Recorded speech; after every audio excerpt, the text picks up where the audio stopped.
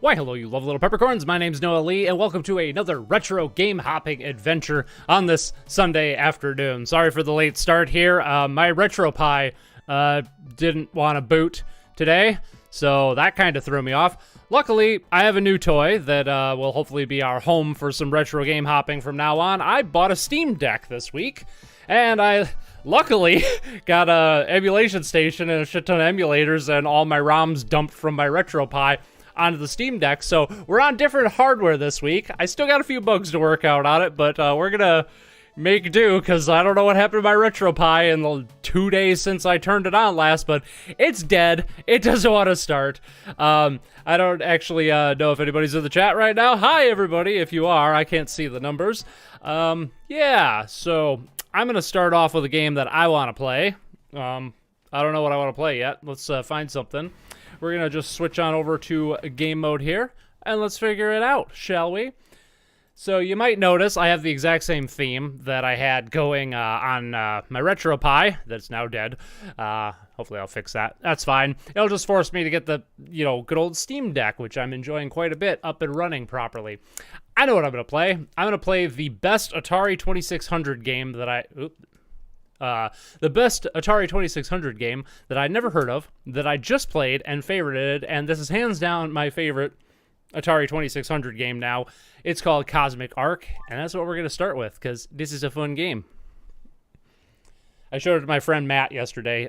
He's a bit younger than me. He wasn't quite as impressed with this game as I was, but yeah, never played this one personally, but seriously, if you're familiar with like the Atari 2600, like, this game has, like, the best graphics and the best, like, sound and best, like, everything. This is an amazing game for its time. So we're going to play it, assuming my controller will work. Uh-oh. Uh-oh. Now my controller's not working. This is fun. Hold down. Hold down here. What happened? I think I might know. The Steam Deck functions a little differently. So we're gonna, of course I can't see what I'm doing. There we go. Might just have to reboot everything. I am having one of those days, but we're gonna stream come hell or high water. Aha. Aha. Huh? Oop, there we go. That gonna work? Hey, look at that. Other than it's loud AF in my ears, I got it working. So yeah, like I said, this was Cosmic Arc. Makes perfect sense. We're having technical difficulties up the wazoo, so why not play an alien invasion game? Actually, I looked it up. Apparently, this game is not an alien invasion game. You are actually saving life forms from planets in a solar system whose star is about to go supernova. So there's that.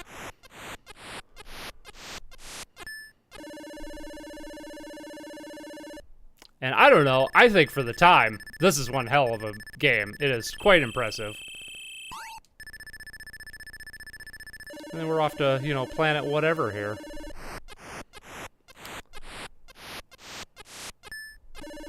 There we go. And I mean, that's, this is basically what the game is. You got some laser defense systems at this point, which makes the game a little bit more challenging, but not too bad. I just like the fact that you can actually play this game for more than 5 seconds, unlike most Atari 2600 games where you just die immediately. So there's that. And I don't know, this is just like such a little fast-paced game, and it's so colorful for the time period. I didn't look up what year this came out, but it's gotta be like 81 or 82. Like, this old school. Oh, come on. Oh, we're not gonna make it. We're not gonna make it. Oh, I just barely made it.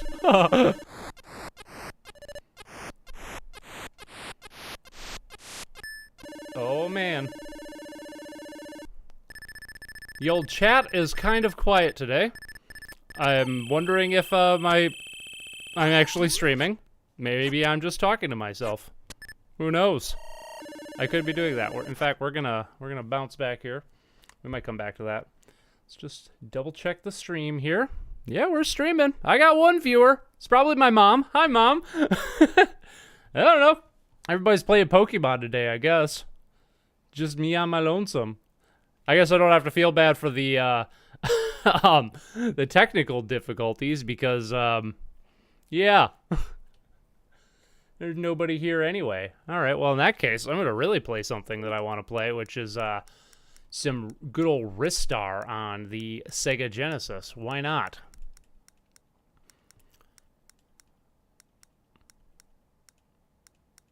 If I can find Sega Genesis, there it is.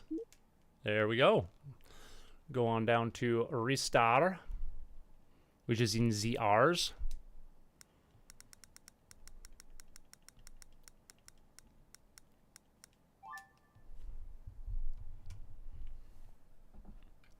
Might as well play. Hey, what's up, Tanish? How you doing? Good morning. Thanks for joining us. I had technical difficulties at a late start. It's been interesting. We're gonna play some Ristar until the chat warms up a little bit, because that's what I feel like playing. But if you got something to request there, Tanish, old buddy, old pal, let me know. Yeah, you probably weren't in the chat yet, but my RetroPie died. So, like, I had to quickly switch to my new toy, which is the Steam Deck, which thankfully I got this week, and thankfully I put a whole bunch of emulators and ROMs and stuff on to basically recreate my RetroPie, so I had a backup, which is good, because otherwise we wouldn't be streaming right now, so there's that. This is just one of my favorite games of all time. I love this game so much. It's so cutesy. Never fails to put a smile on my face when I play it. And I got all excited too, because like I installed Sonic, or I downloaded the ROM for Sonic Blast and put it on my RetroPie this morning. And now the RetroPie won't start, so we still can't play Sonic Blast. Even though, you know, whatever. Hey Colin, how you doing? Have I played much of the Game Gear version of Ristar? I have. Not nearly as much as this. It's also really good. I quite like it. But yeah, I'm not nearly as familiar with, oh, excuse me, with the Game Gear version, but it's also quite good. I like the fact that there's at least one level that's different that's only in the Game Gear version. There might be two. I don't actually remember. It's been a while since I played it. I guess we're good to go. I don't usually change the settings on this one. Here we go. I was so excited to finally play. Oh, you know what? Oh, that'll work. That'll work. I was so excited to actually play Sonic Blast today, but yeah, that fate had different plans. Perhaps next week. Oh man. Someday we will get to play the horrific atrocity known as Sonic Blast. I even downloaded the Master System version, which is slightly more tolerable. Why can't I grab this? There we go. Probably because I've never played this with a DualShock 4 before. I'm used to playing this on, actual Genesis controller. We'll go get this treasure over here that we totally don't need. Because points are everything. We really care about points in this game. You know, I just come to think of it, I think I did stream this game once years ago, but whatever, it's worth streaming again. It's a fantastic game. Hopefully my lighting's better this week too, because last I was checking the VOD of last time we streamed, and towards the end it got really dark in my room because of the time change. So there's that. That's probably the first time anyone's ever said they were excited to play Sonic Blast. True. You speak the true. I doubt there's many people out there who are looking forward to that game, or who have ever looked forward to that game. Oh, crap. I'm not used to this D-pad setup with this game. It's amazing how, like, just changing the controller just completely changes your muscle memory for a game. Ow. Case in point. Because I normally grab him diagonally downward as I fall down that slope, but yeah, it didn't happen. Rather than picking up everything, we're just gonna pop on through. Have you guys gotten Pokemon yet? I am hearing mixed things from it. I'm trying to ignore it because I want to formulate my own opinion, but you guys are in the know, so, you know, it's fine. I got it. I played probably 7, 8 hours of it so far, and it's kind of hit or miss for me. When it's good, it's like the best Pokemon game I've ever played. When it's bad, it's like the worst Pokemon game I've ever played. Yeah, I'm gonna withhold most of my judgment until I actually finish it, but oof. I feel like they kind of dropped the ball on this one. Which sucks because I've always wanted like a truly open world, like classic Pokemon game. Pokemon Legends Arceus was good and all, but like it wasn't what I really wanted. And it looked like this generation was going to be what I wanted. And it's so close, but there's just so many little things that irk me about it, and nope, just got Metroid Dread and playing that instead. That's a better choice. You did the big brain play there, Tanish. You got, yeah. Metroid Dread, good play. Love that game. I haven't played it since last fall when it came out, but I played through it like 4 times in a row. So, one of the few games I actually like attempted a speed run on, and I didn't do too bad. I think I ended up beating it in like 3.5 hours or just under 4 hours, which isn't that great compared to other speedrunners, but it's pretty good for me because I'm not much of a speedrunner personally. I said I wasn't going to take the time to collect everything, and then I start doing that. Anxiety. There we go. Hey, what's up, Brisk? How you doing? I get too scared playing Metroid Dread. Yeah, that game is pretty terrifying in some spots. I kind of like it. Subsequent playthroughs aren't as effective, but that first playthrough I had was definitely nerve-wracking with the Emmys. They are very creepy. Boing. Sorry, I just zoned out because of how wonderful the music is in this level and all of this game.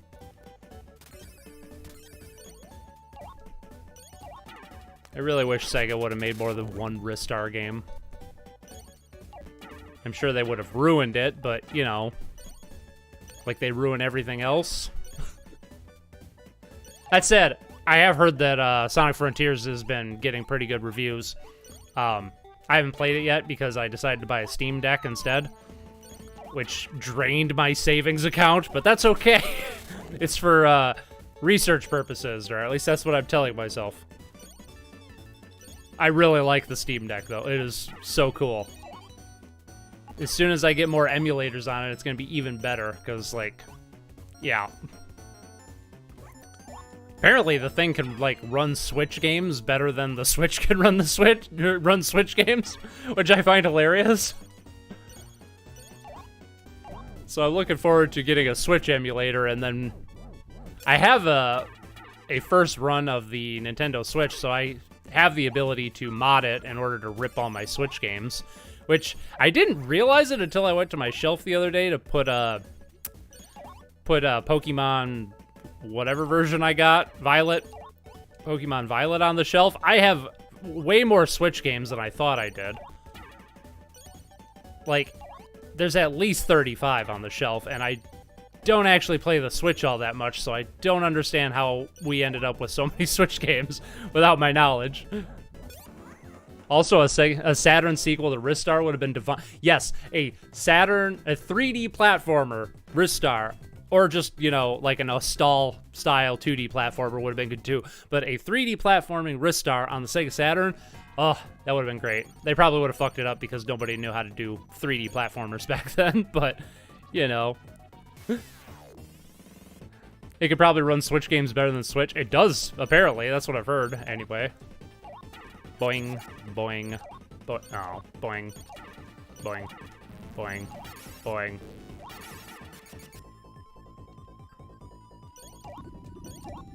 Get down here. Get over here. I wanna cheese it. Yeah.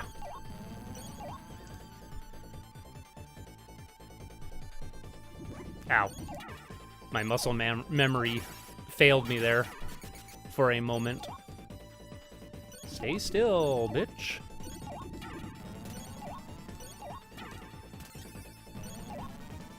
Ow. Get fucked. Nintendo needs to step up their game. Nintendo just needs to, like, stop being Nintendo and start joining the rest of excuse me, the rest of video gamedom in, like, you know, helping to standardize stuff. Because, like, I don't know, PlayStation and Xbox, you know, they fight and they bicker and all that stuff, but they're kind of both approaching, like, and Steam and, like, all that, like, every other platform holder seems to be, like, approaching, like, a standardization of control schemes, of, like, button layouts, of, like, you know, helping to get games running on any platform possible, and it's just kind of streamlining things in a way that I think will be great for, like, game preservation and future generations and the longevity of games as, like, an entertainment medium. And then there's Nintendo just digging in their old man heels and just being like, no, we don't want to change. We don't want to do anything different. We had the opportunity to make the greatest Pokemon game of all time, but we didn't want to step too far out of the formula that we've been using for the last 25 years, 30 years, almost 30 years. So we ruined our own game because we were too afraid of, like, doing something different from the brand. That's how I feel about Nintendo. The older I get, the more I dislike Nintendo, is what it comes down to. And keep in mind, I was a Sega Genesis boy growing up, so I never had all that fondness for Nintendo anyway. Metroid Dread is a great game, though it really needs some accessibility options, because toggling vibration and changing brightness ain't enough. That's true of, like, all Nintendo games, really. Like, they all could use, like, just even, like, bare minimum, like, accessibility stuff. Like, you know, just being able to adjust the control scheme to however you want, which I know, like, you know, even, like, not all games allow that on console. That's pretty uncommon on console, actually, to have, you know, full control over your controller layout and all that stuff. But I feel like that's the number one thing that a game developer can do for accessibility, is just allow the player to adjust their controls however they want, or adjust, like, whether they want a regular or an inverted camera, which some Nintendo games allow you to do, but others are just like, no, the camera has to be this way because we say so. And yeah. Certified Coke moment, because we're getting sassy about Nintendo here. I'm sick of Nintendo, Colin says. Where's the Nomad 2? Nice. Nintendo ABYX button layout is objectively the best. No. Oh my god, it's horrible. I've always hated the Nintendo button layout. I gotta disagree with you there, Brisk.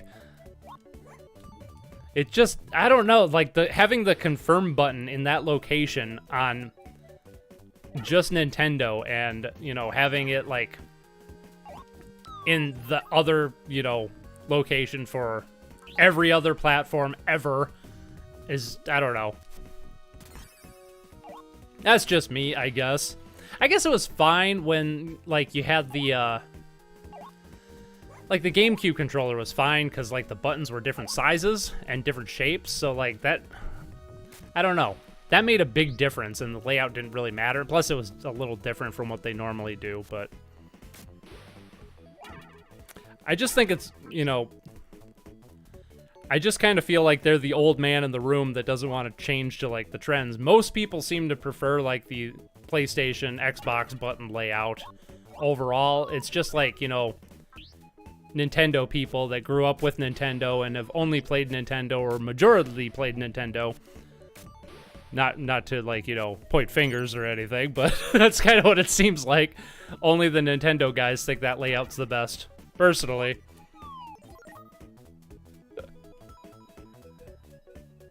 But I just kind of think, like, you know, it's in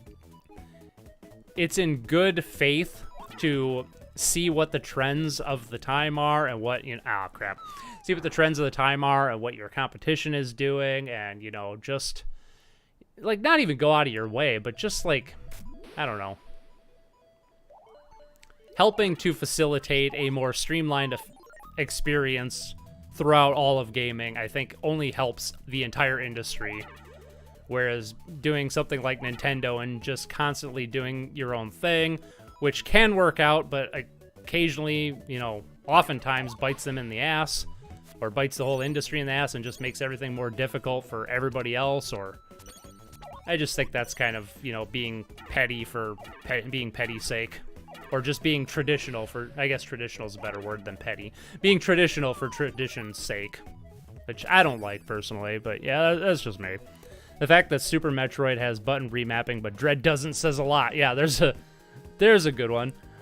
Neither is better. Neither is better. You just prefer ABYX. Yeah, I mean, that's fine. Having a preference for that is one thing. And obviously it all comes down to preference at the end of the day. I just think it's like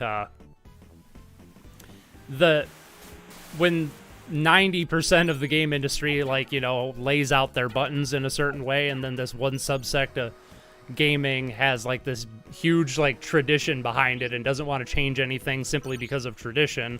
I just think that's kind of, I don't know, shitty, petty, something like that. And it's just Nintendo. They're just the ones that are like the holdout in this regard. Like everybody else, you know, takes their time to come around, but eventually they come around. And I just realized how I've been playing this whole level on autopilot and didn't register any of it. I guess I'm just feeling really sassy towards Nintendo today. That's fine. You know what? I'm not even gonna bother. We're just gonna swim over here and get a cool 200 points that I totally care about.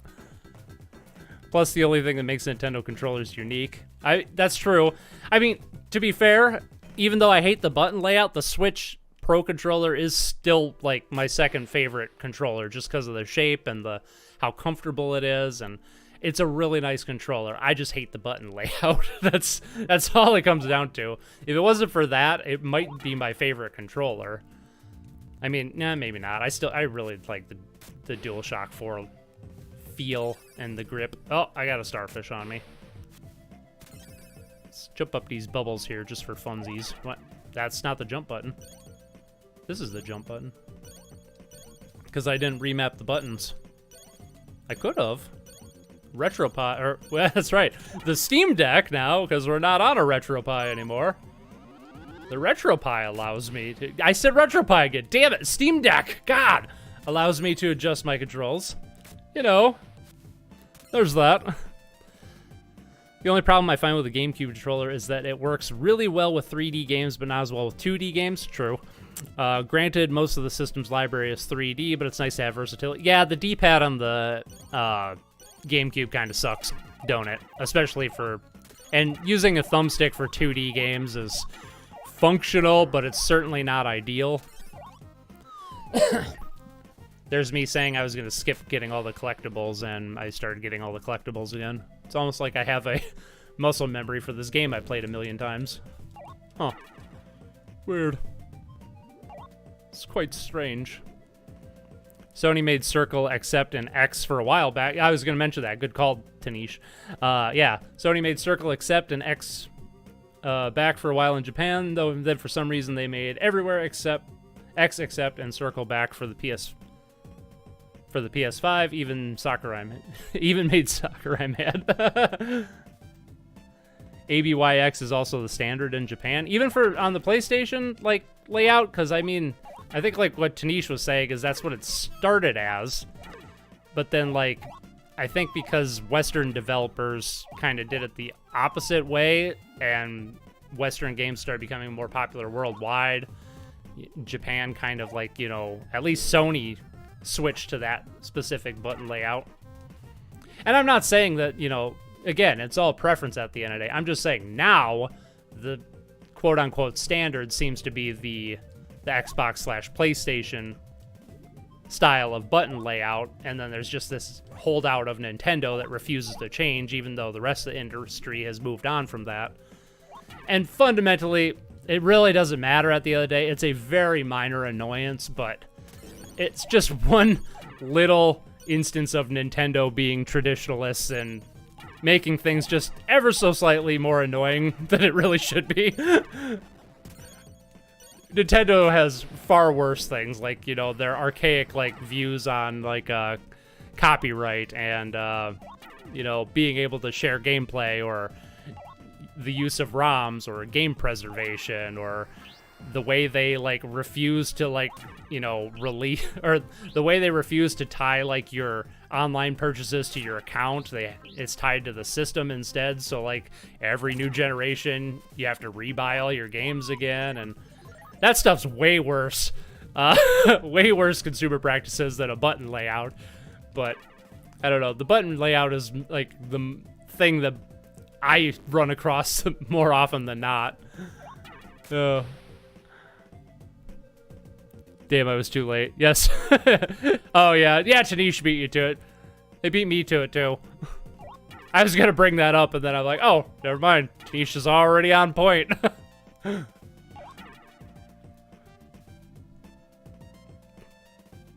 That does always throw me off when I play, like, an early PlayStation 1 game, and, like, you know, confirm is circle, and I'm just like, whoa. Always throws me off. Nintendo switches to backseat. I will throw a fit because I struggle with backseat. Honestly, they don't need to change anything. They just need to give players the option. Wow, I really fucked up there. They just need to give players the option. That is like the #1 thing that anybody can do. Have your default controls however you want. Just give people the option to adjust their controller however they want for whatever game. And that goes hand in hand with that accessibility thing. And this is true of any developer. Sony, Microsoft, you know, developers on Steam, whatever, you know, that should be like the #1 thing every game made nowadays has, is the ability to adjust your controls to your personal tastes and liking for whatever reason. If Nintendo did that in all their games, I'd have nothing to complain about, because I could just, you know, swap it. That'd be fine. And again, to be fair, you know, Sony's not very good at this, and or Microsoft's not even very good at this, but at least they somewhat follow a standard, which might just be a random chance that, you know, it happened that way. They might not even consciously made that effort, but I mean, that's kind of what it turned out as. You actually can adjust the button layout on the Switch? Well, fuck. I guess I just proved everything I had to say wrong. Is that true? I didn't know that. Is it like... I guess that's what threw me off there, is I wasn't expecting it to be on a platform level. I was expecting it to be on a per game level. Huh. Alright, well... I take back what I said, Nintendo. Fair's fair, if that is the case, which I was completely unaware of. If that is the case, I will let it slide. I will drop this argument, but your online practices still suck, and you're still a shitty company, so... Damn it. Colin beat you this time, Brisk. Oh, you're trying so hard, Brisk. I appreciate you. I do wonder why it is X to accept and circle is back is now the standard. It's because of Microsoft and OG Xbox. They started doing that before Microsoft came to the picture, though, so I'm not really sure why they started doing that. Sony moved their HQ from Japan to America, so that's probably why it changed. That's a good point. Everyone in Japan was so peeved. Yeah, probably.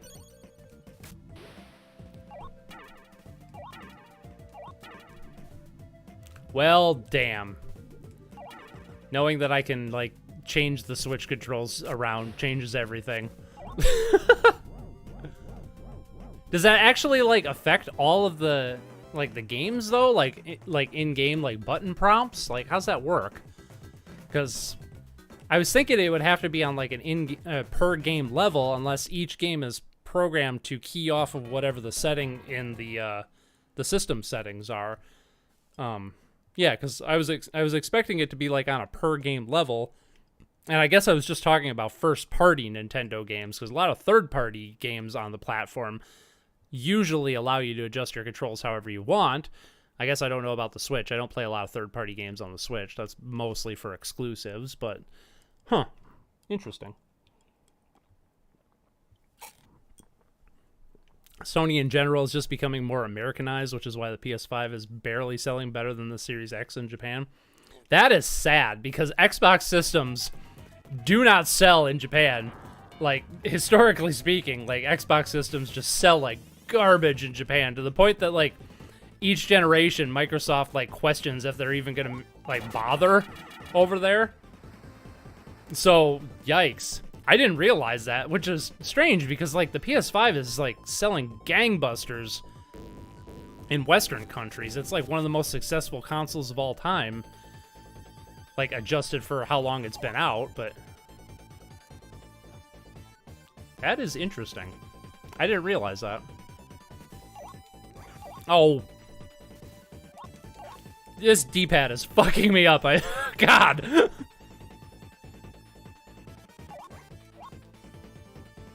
I need to get a USB Sega Genesis controller. That's what I need to do. I mean, we're still doing fine. It's Ristar. Also, can we just stop and appreciate how gorgeous this, like, boss arena is with, like, the water lowering and revealing the pink, like, it's beautiful. Just can't get enough of this game. Maybe next time we'll start with the Game Gear version, which I haven't played in a while.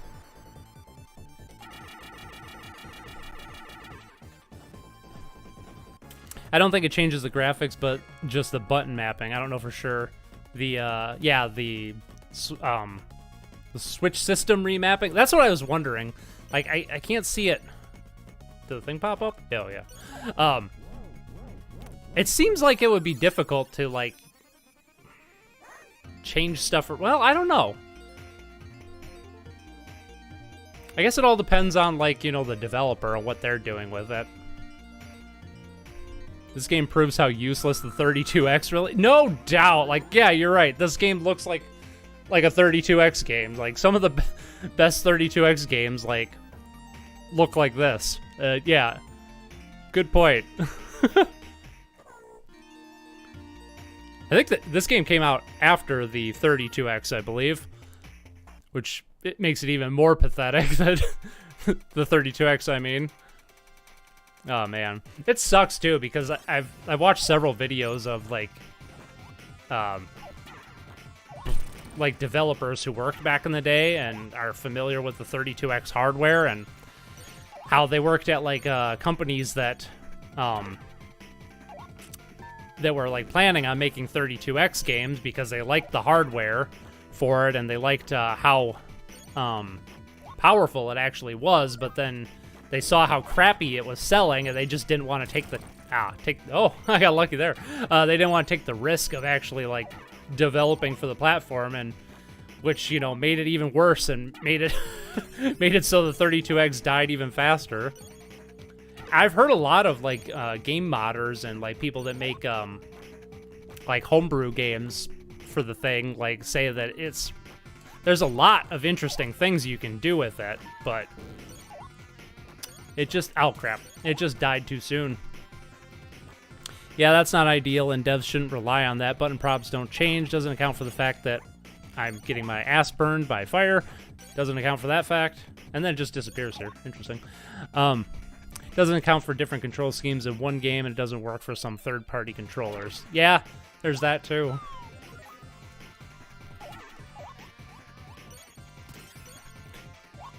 Yeah, I guess the more I think about it and the more we discuss it, the more it seems like it's less a Nintendo problem and just more of a developer problem, and there's not enough developers that are, I guess, thinking about how other people play games or thinking about like accessibility and stuff like that. And I know things are getting better. They always are, like, you know, but I don't know, it just seems like it shouldn't have taken this long for developers to start asking the question, like, maybe it's a good thing that players can, like, adjust the controllers however they, or controls however they want. Like, you know, maybe somebody has, like, a disability that makes it so, like, they can't press buttons as well on one side of their body as the other, or I know a lot of people that have had strokes are like that, where they just don't have as much strength on one side. So, being able to adjust the button layout, you know, it only allows more people to play more games, and that's always a good thing. And it just seems like something that's not even, you know, I don't know that much about game development, or programming, but I know enough to know that it's not that hard to implement. It's mostly a case of developers being lazy. I'll just set my soapbox aside here so I can do this. Wow, I really lucked out on that RNG right there, so I don't have to remember which is which. Yeah.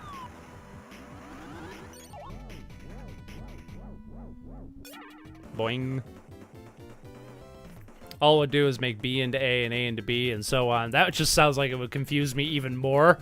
But then again, to be fair, I play Steam games with Xbox button mappings on a PlayStation controller all the time, and it never bothers me because in my brain, when I see A, I know to hit the button that's where A/X is.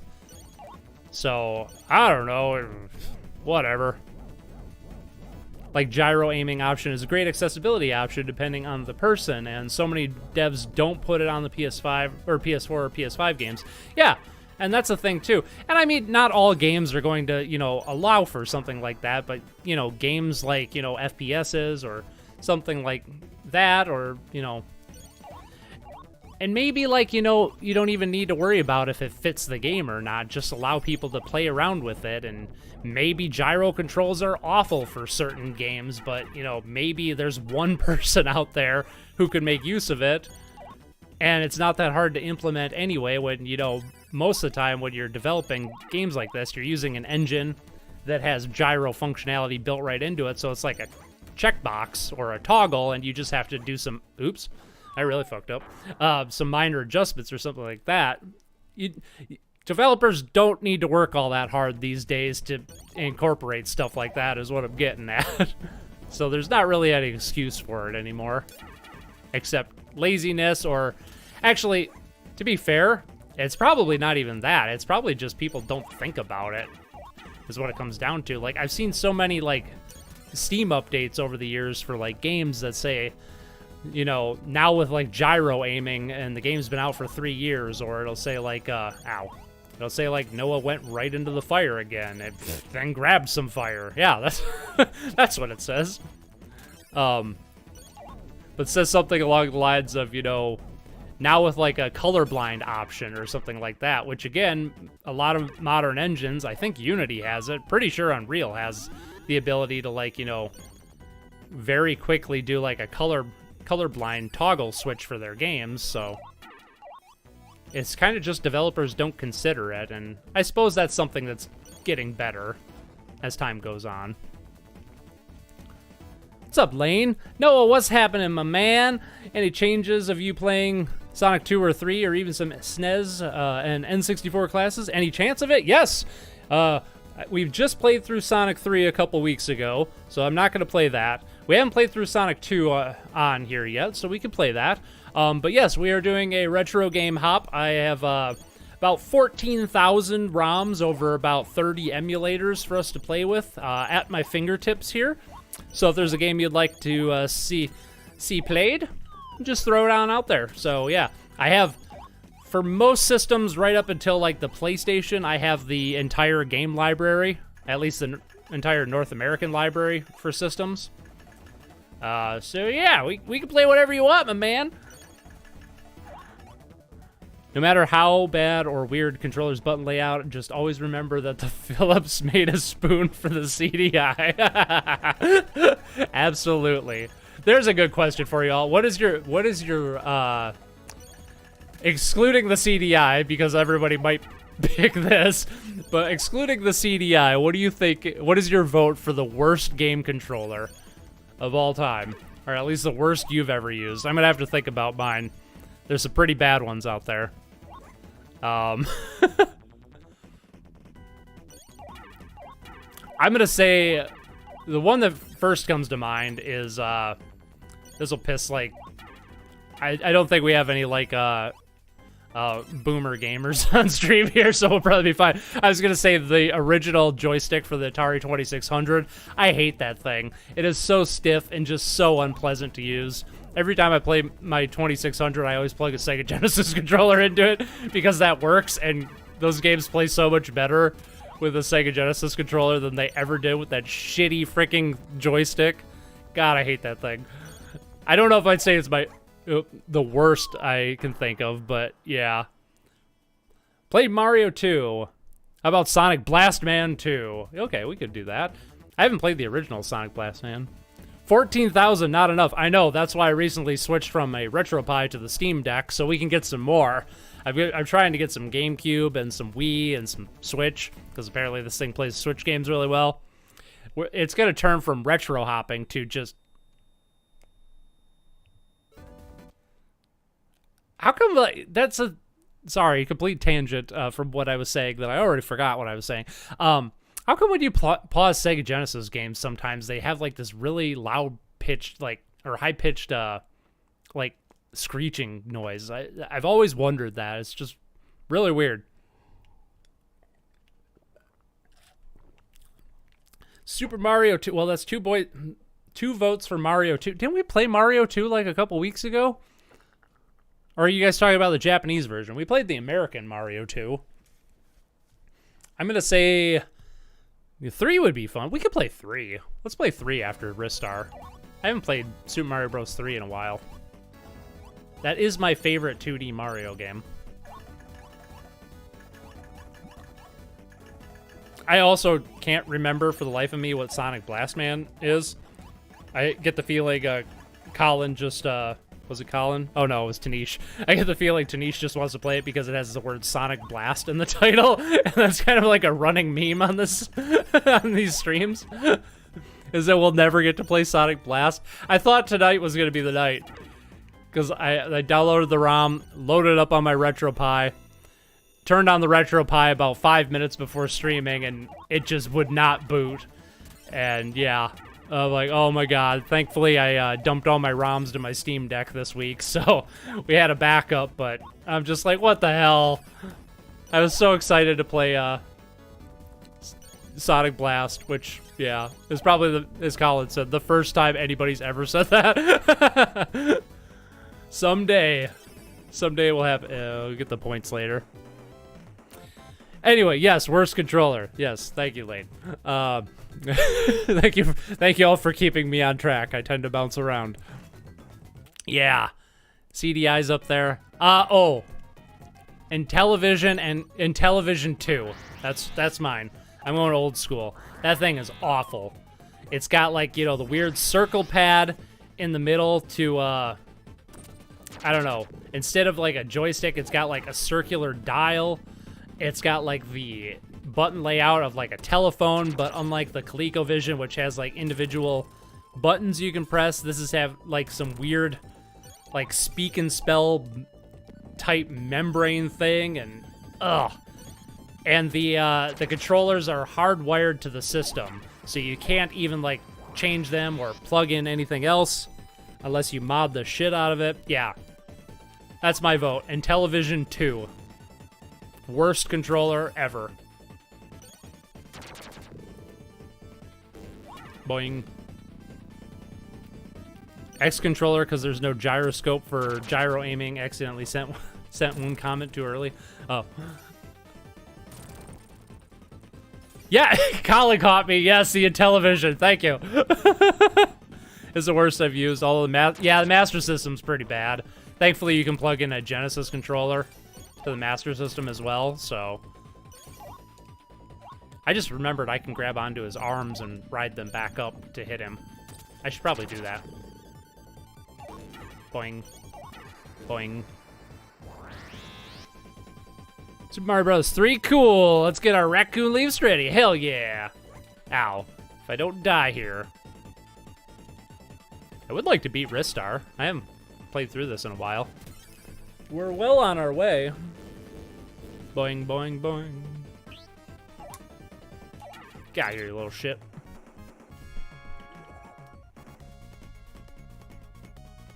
Someday we will play Sonic Blast. Someday.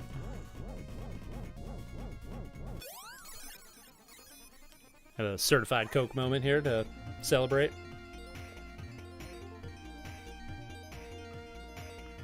The worst controller I've used is the N64 controller, and to be honest, I don't think the N64 controller is all that bad. It's just a stick. I'm gonna agree with you on that. It's a weird controller, but it functions pretty well. I think mostly because developers like really design their games around that weird ass controller. But yes, the stick is objectively the worst. It is horrible, and I hate it. But yeah, the N64 controller, it gets a pass, I guess, because at the time it was about the best, you know, you could hope for, at least until the DualShock 1 came out. But yeah, going back and playing it, like, nowadays, like my friend Matt, who didn't grow up, I don't think he, like, grew up with a N64, and we played a game once, and he was, like, grabbed the controller, and he's like, what in the hell? Oh, yeah. And I know it's a weird controller, but the 3D controller on the Sega Saturn, I really like that thing. It's, I don't know, I really like the thumbstick on it and the button layout. It's, like, big and clunky and kind of weird, but surprisingly good at the same time. I greatly prefer it over the 6-button Sega Saturn gamepad, which has another name for it, but I can't remember what it's called.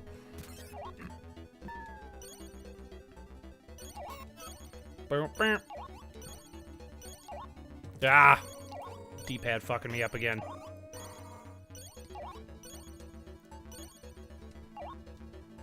Yeah, I think we're just gonna have to call it Intellivision 2. The Intellivision in general has awful controls, but I think the Intellivision 2 is even worse because it's like a cheaper version of an already shitty controller. Ah, damn it. I keep taking a hit. I don't like the NES controller. I think it's uncomfortable to hold. Yeah, it's not great. After a while, the corners kind of dig into you. A lot of people swear by the dog bone controller for the NES. I don't like it because the buttons are really squishy and the D-pad sucks. But the shape, I really do like the shape of the dog bone NES controller. But yeah. Again, I think the NES gets a pass because, you know, for the time, it was about the best you could get. I like it more than the Master System controller. They're both not great, though. Quote-unquote, objectively. The 3D Saturn controller feels weird at first, but given an hour or so, it feels like second nature. Yep, that was exactly my experience when I first got my Saturn and the 3D controller and Nights into Dreams. Which I believe... Colin, you probably know this, but I believe they developed the 3D controller specifically for Nights, right? I think they did. And that was actually the first controller on the market with a truly analog stick. Which a lot of people forget. They always attribute it to Nintendo, but I totally lost track of the metronome. Shit. I think a dude stole it. Did a dude steal it? Now I can't get through here. Did I just soft lock myself? Is that a thing you could do? No, okay.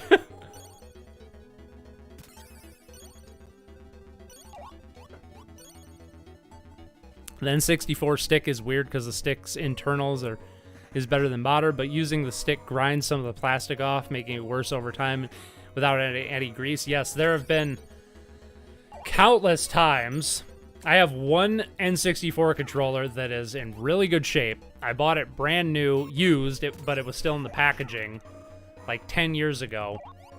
And every time I like pick it up, or anytime I feel like the stick is starting to get even the slightest bit like grindy, I open that thing up and I put some Vaseline in there. Which actually, come to think of it, maybe I shouldn't be using Vaseline because like petroleum reacts with plastic. I guess I've never had a problem with it, but I hadn't considered that until just now.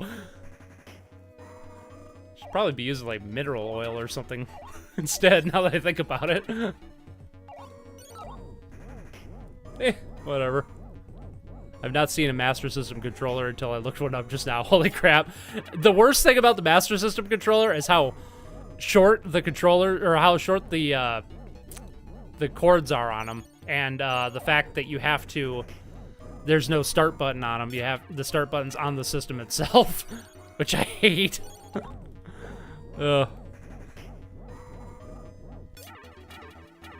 Come on, get up there. Yeah, there we go. Boing. It's probably my least favorite level in this game. It's just, yeah, the first part of Planet Sonata. It's just a little on the slow side. It's kind of fun puzzle platforming, but when you're on your 30th playthrough, it's a little grating. That's okay, we can have that. It's okay. Yeah, why don't you go that way? Yeah, there we go. Boing.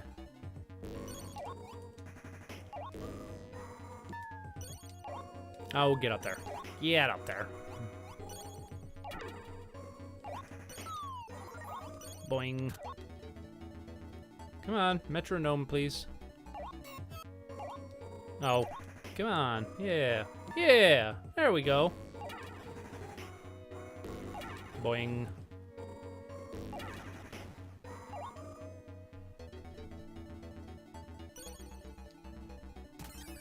Oh, why did I do that? Now I gotta go all around again. It was such a noob mistake. And I did it anyway.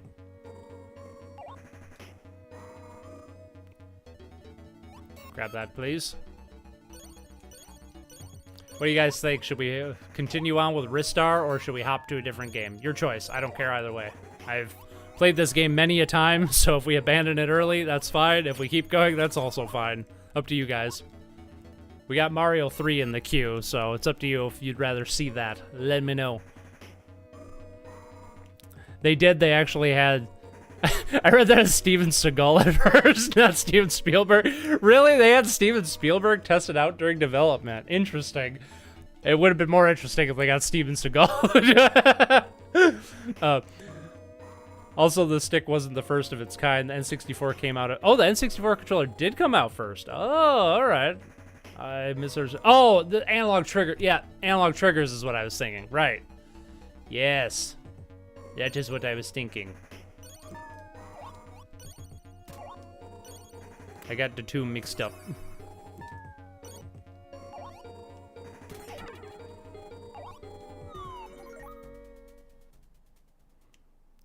Oh, wait a minute, didn't... Oh, it probably came out first in Japan, but I'm thinking, like, didn't Knights come out, like, 6 months or so before, like, Mario 64? Because I want to say Knights came out in, like spring of, like late 95 or, like, spring of 96 or something like that. But then yeah, everything came out much sooner in Japan back in those days, so that's probably what was going on. Sega tended to have worldwide releases, but Nintendo always released stuff in Japan like a few months to a year earlier, even back then. So that tracks. That's probably what was going on.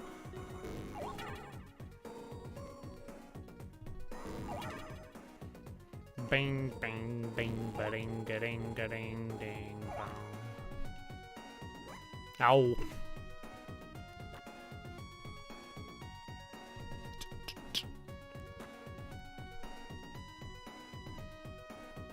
I do like the Xbox controller's face button layout. It lets you press multiple buttons simultaneously more than the traditional diamond layout.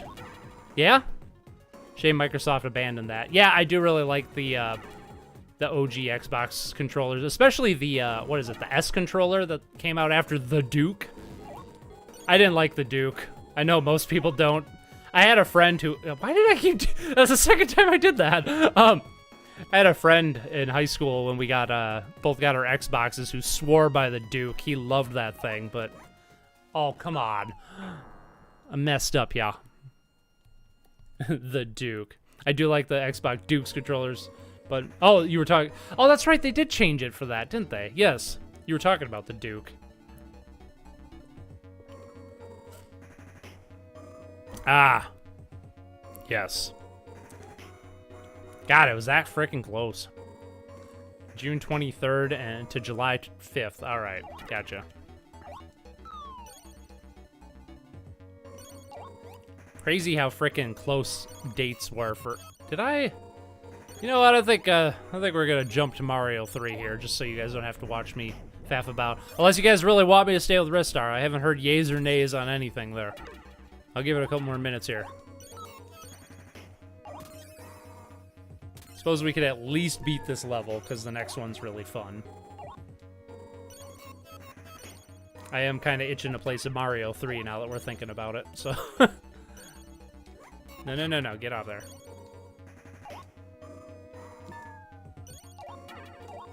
I'm hoping I'm hoping this week, we'll see. It's going to be kind of a busy week because of the holidays and stuff, but I'm hoping to get some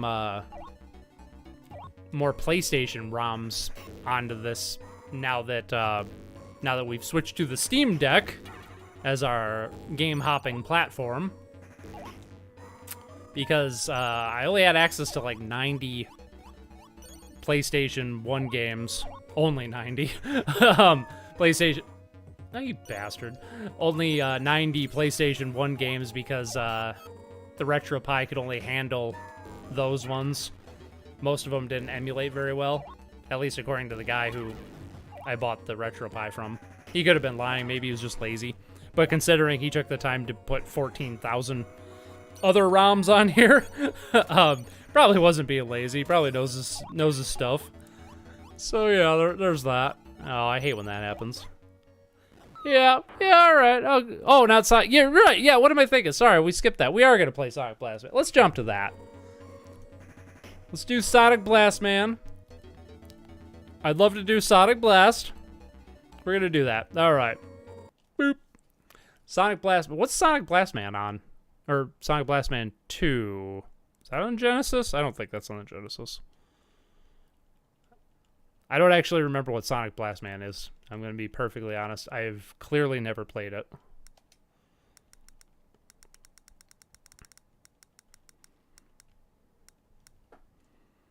Sonic Blast Man? Where's all these Sonic games? They should be down here.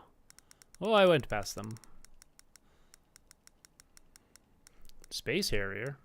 Sorcerer's Kingdom. SNES? Alright, cool. No, that's the wrong button. See, there's that Nintendo layout messing me up. Because on my RetroPie, emulation station is... Yep, Sega. Yep, cool. We don't need to play Sonic the Hedgehog on here. Maybe some other time. Because on my RetroPie, emulation station was set up with the SNES layout, but now it's set up with the normal layout that we were complaining... that I was complaining that everything should have. And now I'm all messed up. We're Super Nintendo. Also, my emulators are in a different order, and I haven't figured out why. Yeah. And all my information for games is gone. I gotta re-scrape, like, all the stuff. Because, yeah. Okay, we want the Sonic Blast Man. Sonic Blast Man 2. We're gonna skip right to the second one. Soul Blazer, great game. Spanky's Quest, played that a few weeks ago. Sparkster. I prefer the Genesis one. They're both not nearly as good as Rocket Knight Adventures. Sonic? Sonic Blast Man 2. Let's play it. I'm going to finish my Coke here and opened up the certified seltzer.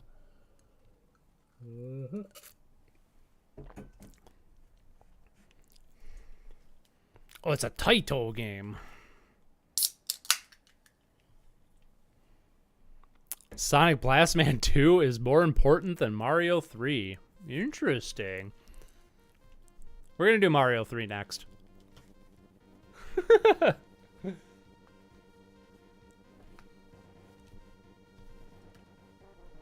I have no idea what this game is. Yafu, a being possessed by... I can't read that fast, jeez. People were insects, parasites, infecting the earth. The campaign of eradication, begin. That is a surprisingly realistic looking city for the NES.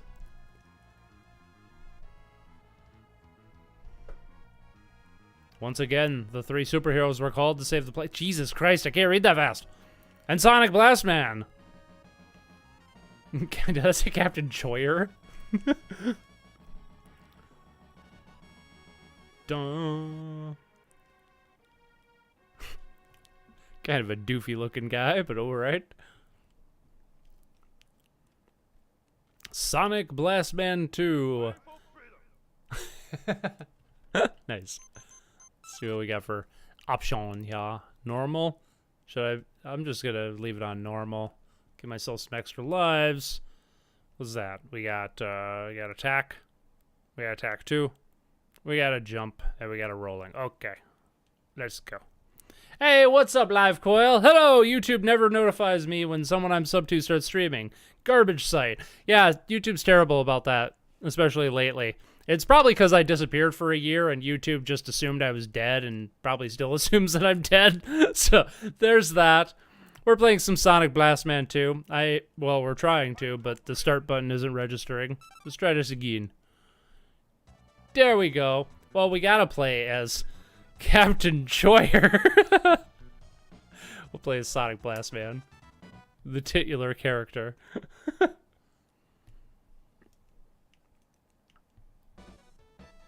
Dun dun dun dun. Oh, you know what? I may have seen footage of this game before. This is a beat 'em up. Oh, damn, I'm down. Yes, yes, please. I like beat 'em ups. Must learn controls here. There's a roll. Oh, sweet. Dodge rolls in the same spot as it is on Dark Souls. I'm down. Damn, all right, all right. Good choice, Tanish. I'm liking this so far. I mean, it's no Streets of Rage quite yet, but I'm liking it. It is punchy. Oh, crap. Can I do some... I'm trying to figure out the controls here. Ah, there's a dash. Double tap. Double tap. Yeah. Nice! Ah, damn! This game... I don't know if it's going to maintain this level of quality, but I am really liking the presentation so far. Oh, and the sound effects. Cool. Cool. Ah, man, how have I never played this game?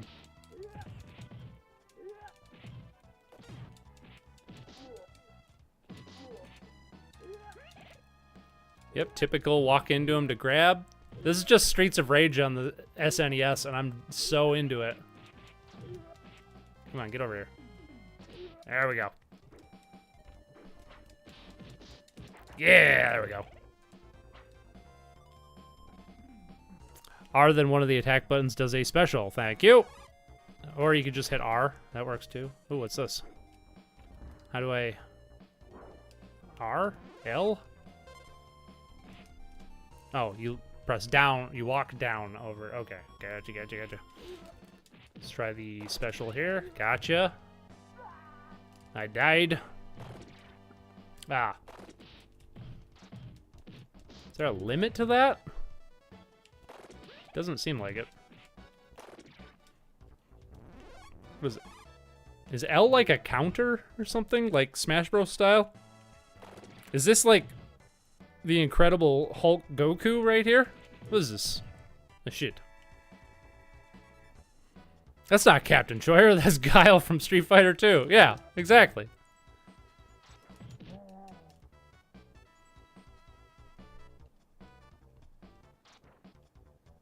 All right. I'm digging this. I don't think I'm very good at it, but I'm digging it.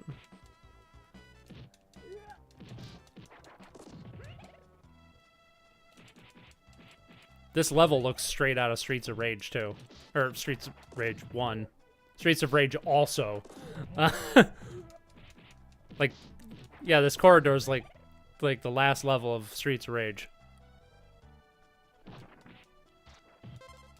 Boing. Yeah, shit. Come on, let's do this. Come on, get that special. Come on, get over there. Ah, I see. The number in the center of the screen is how many specials I can use. I have figured it out. We are learning. God, I really like the sound design on this. It is very punchy.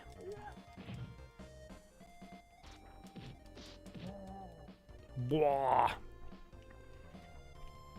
So the emulation for this game looks bugged? Really? It looks bugged? It looks pretty good to me. I mean, clearly I have no frame of reference having never played this before, but I don't know, it seems to be functioning just fine to me.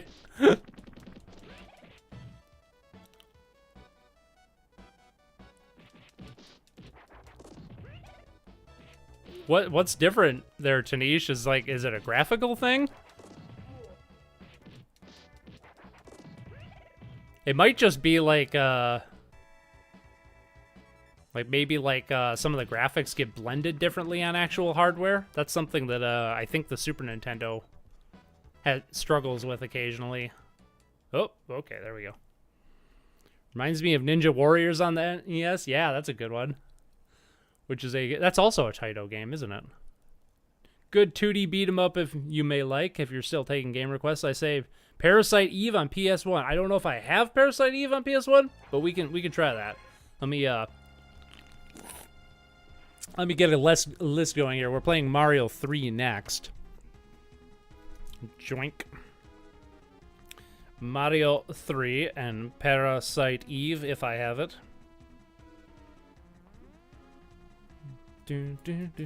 We're always taking requests. If we don't fit them in, we'll just, push them to next week. Oh, we got a mini boss here. Okie dokie. Ah. Oh, come on. My dash didn't connect. Okay. Just chill. Oh, Jesus. Stun lock and fuck? That's okay. I could do that too. Yeah, just taste my frickin' special attacks, which don't seem to do much damage. Okay. Oh, never mind. They do a lot of damage. His health bar just is layered. Gotcha. What's up, Jimmel Dragon? Always good to watch some more Parasite Eve. Nice. Another game I haven't played. I am at least familiar with Parasite Eve. I know a little bit about that game. And Ninja Warriors, yes, I played Ninja Warriors before. Daddy Mulk is a fantastic banger of a track that I always use from the Ninja Warriors. There was like a reboot of Ninja Warriors recently, wasn't there? I think there was.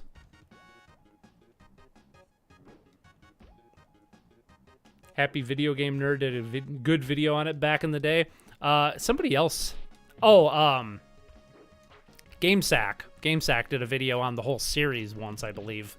Because I think there's like 4 games in the series now.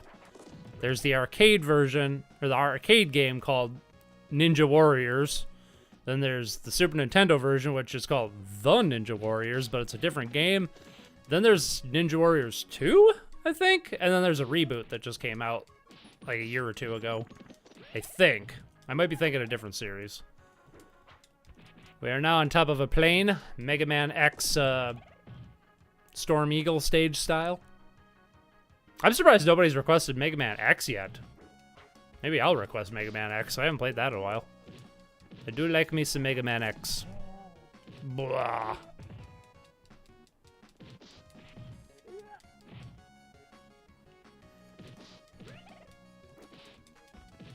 Boing. Yeah, Parasite Eve is one of those games that I bought like a long time ago, and it's been sitting on my shelf ever since, collecting dust and looking pretty because I've never played it. I own a copy though. I'm hoping it's on the not the RetroPie, on the Steam Deck. We're now on a Steam Deck.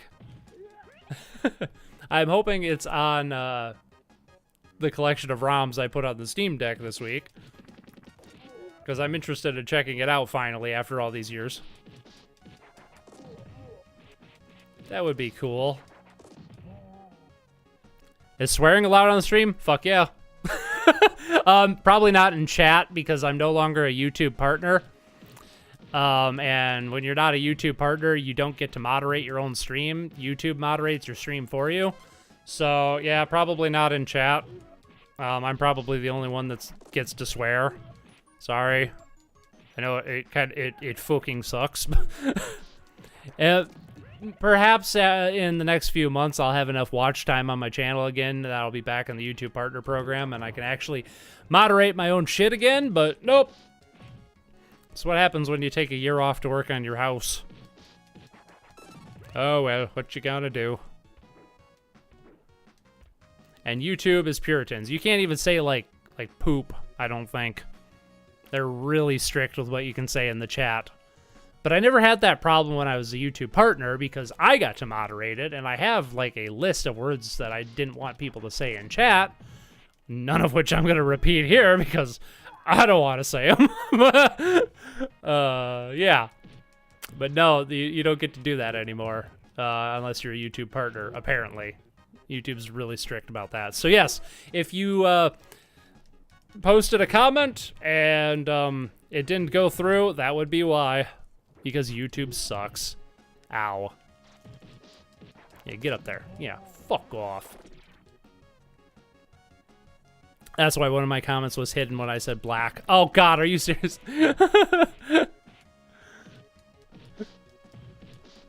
When you said black? Yeah, I don't know. Like, sometimes it seems like it's contextual, too. It's really interesting. Like, what YouTube considers to be profanity and stuff. Ooh, ice cream. Not that it's going to do me any good, because I have full health now, but, you know. There's that. Okay, I request Mega Man X also. I haven't played that one in years. Super regret selling the card as a teenager. I'm a dum-dum. Yeah. Yeah, it probably goes for a lot of money these days, would be my guess. I was lucky enough that when I got a Super Nintendo, that was the game that came with it. The guy that was selling it, that was the only game he had. I mean, what else do you need? Besides Super Metroid and a million other games, but... Sonic Blastoman.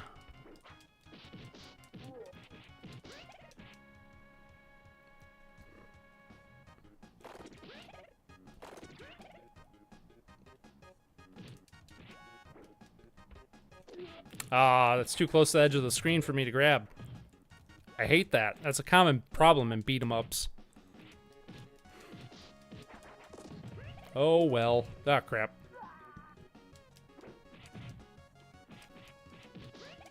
Man, Taito is, like, one of the, like, most underrated developers of this era. Nobody ever mentions how awesome Taito games were back in the day.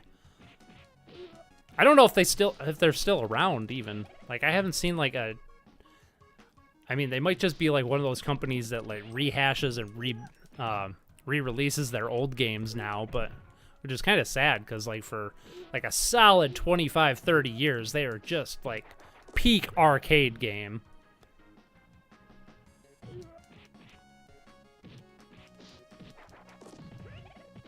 Space Invaders is a Taito game, isn't it? Pretty sure it is.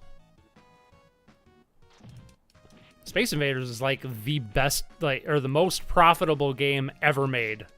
And I think it still holds that record. Maybe it just got, like... I'm pretty sure that still holds that record, though, because, like, Space Invaders was, like, the first game to make over $1 billion adjusted for inflation, which is insane. So Down and Square is picking up items. Thank you for translating to a PlayStation controller for me. Down and Square. I appreciate that. Ah, shit. I must have just got lucky earlier when I was pressing down, and my thumb must have accidentally pressed the square button. Rank these SNES games best... Oh, to least to best. Okay.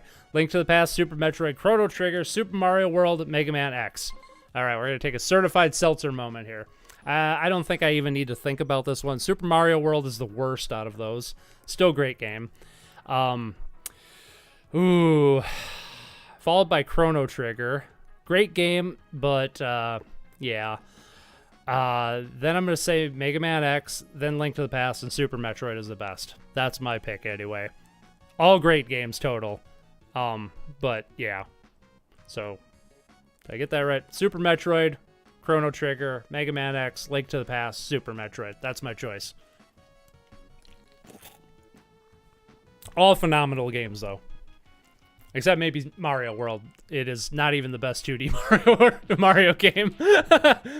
I do like that game, but as I've said in plenty of other streams, like, compared to, like, you know, Mario 3, I just think it's really lacking, and It hasn't aged as well, I guess, as like Mario 3. Do you remember me? No. Is that you, Heavy Blast Man? Oh, this is a Heavy Blast Man. Okay. You fell for my trap. You'll never be able to save S port now. Jesus. Okay. Oh, never mind. We're playing Mega Man suddenly. Jesus. Heavy Blast Man.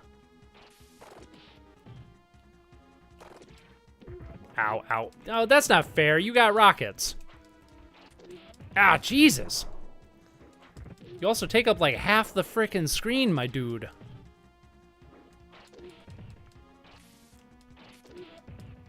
Damn. Yeah, get... there we go. This is a certified button mashing moment. That's what we need. I died. Oh. Let's try out Sonia. Her hair change. Oh, I see. They got their alter egos when you're not hovering on them. Nice. We're gonna switch up. Did her hair color change? I thought she was a brunette before, but now she's a blonde. All right. Let's see. Ooh, we got a kick now. All right. Now we're gonna kick some ass. Now we can do the kick exploit like in Golden Axe. I'm all about the kick exploit in Golden Axe.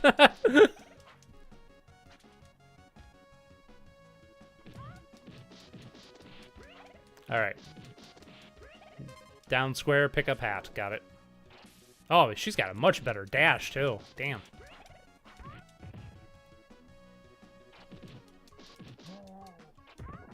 Ah! Oh, that guy explodes. Alright. Do all those guys explode when you hit them? All right, I'm understanding now. I am understanding now. Hey, YouTube is ridiculously strict with the chat. Yeah, they're just awful. I know you wrote that like 20 minutes ago, but it just caught my attention. Nothing like a robot with long blonde hair.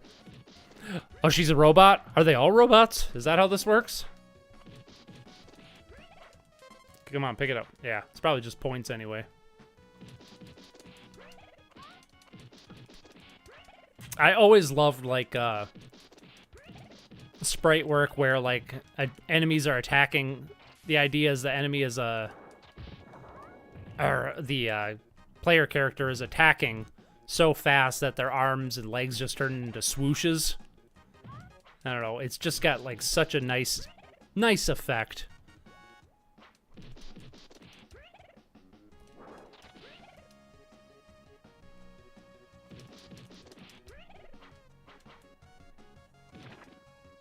Ice cream, yes. Okay, they hit, damn. She doesn't have a projectile like Sonic Blast Man did. Or at least I don't think so. I also have the roll. I should probably use that roll more often, and also the kick. Okay, I'm not using all my buttons here. Oh, see, yeah, that's why you use all your buttons, man. This is what, blah, blah, blah. Yep, that's what you do. That's how you do it.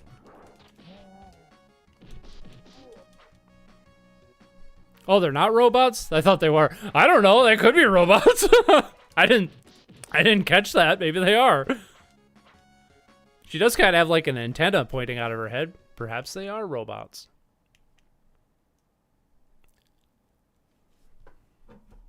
Heavy Blast Man. You fell for my trap. Okay, yeah, we're off to a great start. Great start. Ah, also great start. I'm just gonna kick and kick. I love it when the boss's health bar is so big that hitting them does nothing. There we go. Now we got some progress. That's like, have you guys ever played the Spawn game on Super Nintendo?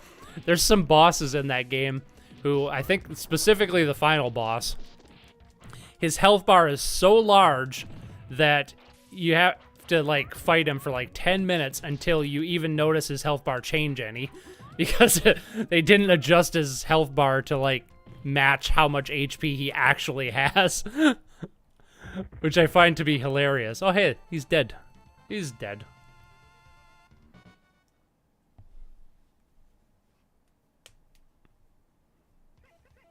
Stage 3. All right. I am really liking this. Once again, good choice, Danish. I'm gonna have to check out the first game now, too. Oh yeah, right, those guys explode. Ah, I haven't found a good way to, like... Maybe they just explode if you ignore them?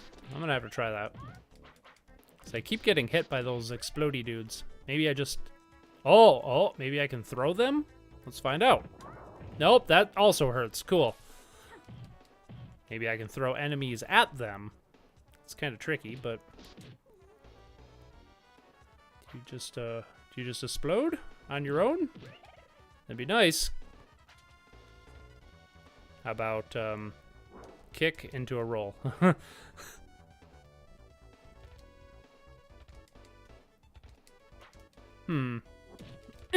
Oh, crap. He turned into, like, a really tasty something.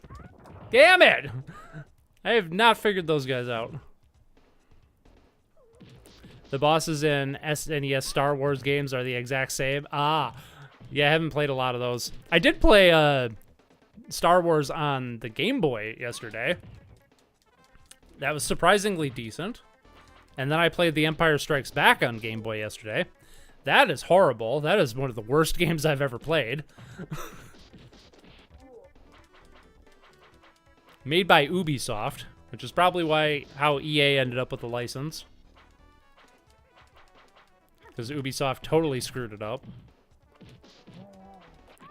Did Ubisoft make all the Star Wars games back in the day? Or was it just divvied up? Ah, crap. Divvied up to different companies. There we go. I feel like I need to be getting some more kicks into my, my repertoire here. But the punching just seems to be so much more effective. And I haven't had... Oh, God, these explodey dudes. No, go away. Go away. It's, best way I found to deal with these guys is... Nope. Come on, walk towards me. Yeah, and then get into the middle of the screen and do that. Okay. Turn into a globe. Nice. We are learning geography. Crap, I died. Again.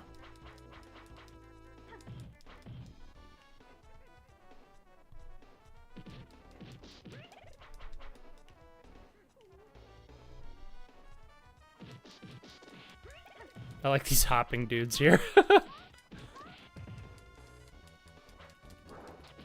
Oh, come on. Demon. Is this one of those games where every time you die, or every time you run out of lives, you lose a character? Or did I just have a continue that I could use? Oh, we got another buff Goku-looking dude. Jesus! Yeah, there we go. The roll actually came in handy there, I think. Ow. He says as he gets punched right in the face. Eh. Okie dokie. Boing. Yes. Ta-da. Ah, yes. Typical port to warehouse level. A beat-em-up staple. I'm okay with this. Whoa! Whoa! I didn't know I could do that. I don't know how I did that. Cheat. See if I could... Was that, like, up and... How did I do that? Ah! Alright. It's up and triangle, or... I guess up and X it would be. Okay, hey, I found a new move. Sweet. Limited continues, I think. Just can't see how many you got. Gotcha. That is unfortunate. We're gonna find out. All right. Well, we're gonna give Captain Choyer here a go, and then if we die again, we'll swap to Mario 3. Might be our last continue anyway. That feels about right. We got Captain Choyer. Ooh, he's slow. He's powerful though. He doesn't have the jump smash that what's her name had. Oh, he's got this though. Okay, there we go. Learning some more geography. His dash is so doofy. I love it. What is yours special? Oh, okay. Not bad. It's got the health bar thing going on again. There we go. Why does so much crime happen in warehouses? Can't anybody do business in houses anymore? Right? My guess is that it has something to do with the budget of movies like that, because warehouses are usually places that sit empty for long periods of time or on the weekends when nobody's working. So it's easy and cheap for movie studios to rent them out, probably. But I don't know what the deal is with games. You don't have budgetary concerns when it comes to level design. It's probably more just it's easy. There we go. Oh, I thought the game froze for a second. I'm like, what the hell? Certified Seltzer moment here. All right. Oh my god. I love this fisherman in the background like, yo, what's going on? Holy crap. There's some dudes getting beat up. I don't know why you're fishing so close to the shore there, my dude, but let's do one of these. Get off. How did I do the thing? There, that's how you do the thing. Yeah. Yeah, let's do that. Ah, brah.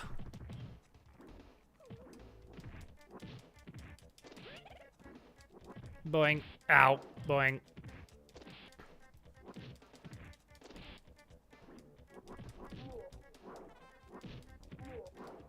I do like that all the characters in this game have a very unique feel to them.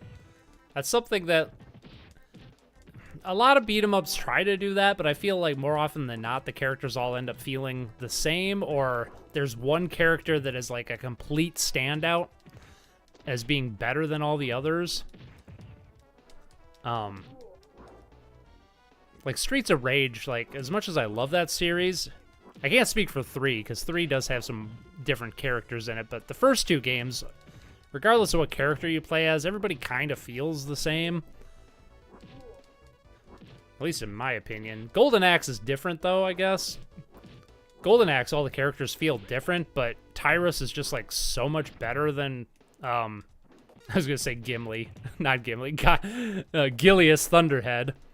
She's just so much better than Gilius and, Axe Battler. Oh, hey, there's that same fisherman. Or it's his identical twin cousin. Blah. I guess Ninja Warriors, like, the characters feel pretty different. They're kind of... I missed the geography lesson there. Oh darn. I guess Ninja Warriors all feel different. Ninja Warriors is kind of unique among beat-em-ups. It's kind of like closer to like Shinobi, I would say. It's all along one plane, and like you move very slowly. I don't know. It's the kind of game that doesn't look very good until you play it. It's a pretty decent game, though. Oh, there are more people. Let's just do this. Blah! Blah! Nice. Da-da-da-da. What the fu- Oh! Can they all fly? Like, what would happen if I got here with the other 2 characters? So people always argue with or against limited lives. What about limited continues? Yeah, limited continues is, like, even worse. I don't know. I think, like, any game should have like unlimited continues at the very least. Unless it's like an arcade game, which I can forgive a lot of like games from this era because developers didn't really know any better. That was just like, you know, such an overlooked thing at the time for, Jesus, I'm getting my ass kicked here. Yep. Okay. I can't, oh, right, I'm out of power. That's why I can't do the thing. Bruh. I don't know, I could see, like, nowadays, like, designing a game around limited lives, but you'd have to have some other quality of life things in place to prevent the player from getting, like, overwhelmed or losing interest in the game, because I feel like even kids today don't have enough time to put into, they don't have enough free time to actually put into, quote-unquote, getting good at a game that, you know, like a retro game like this, where maybe not this one. This one's not too bad. It's pretty easy. This is my first playthrough, and I feel like I'm doing okay. But like some games like are clearly designed around like, you know, you have to play it like a dozen times before you even stand a chance at beating it, sort of thing. And back when I was a kid, we kind of had enough free time where that was fine. You know, I feel like most gamers back then, even adult gamers, because usually had enough free time where that was I like the mummy guy there, usually had enough free time to you know, where that was fine. It's like, okay, I'm on my 12th playthrough of this and I finally got to the last level, sort of thing. But nowadays I feel like nobody, and kids included, have enough free time for that. So having limited lives and limited continues just doesn't make sense in today's day and age. And that's why, like, I used to, like, really, you know, not really shit on people, but I used to, really look down on people who, like, played with emulators and used save states and stuff like that. But I totally get it, and I totally do it myself nowadays, because, you know, it's not that I don't have the capability to get good at a game, it's just I don't have the free time necessary to get good at a game like this that has me repeating stuff over and over again. There we go, let's do the thing. I can't do the thing. Why can I not do the thing? I have plenty of power. There we go. I think unlimited continues can stave off a game being too difficult. Ghosts and Goblins comes to mind. Yeah, definitely. Or Ninja Gaiden on the NES, like, unlimited continues. Like, that game is so freaking difficult, but it's so manageable at the same time because, you know, you run out of lives and you just go back like a stage or two. It's really, actually, now that I think about it, I think you can just keep banging your head against that game as much as you want. I don't think you actually go back all that far when you run out of lives. That's why, even though Ninja Gaiden is, like, one of the hardest freaking NES games, it's also, like, one that I've beaten. Because, you know, you can just keep banging your head against it because of the unlimited continues thing. But something like Battletoads, which is probably easier than Ninja Gaiden, at least the first few levels are, I've never beaten that game just because you run out of lives so fast.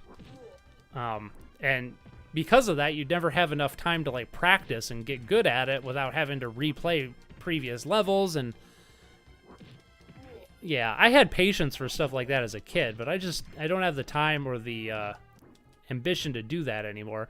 Now, how come sometimes those one dudes explode when you punch them, but other times they turn into, like, chicken or something? I haven't quite figured that out yet.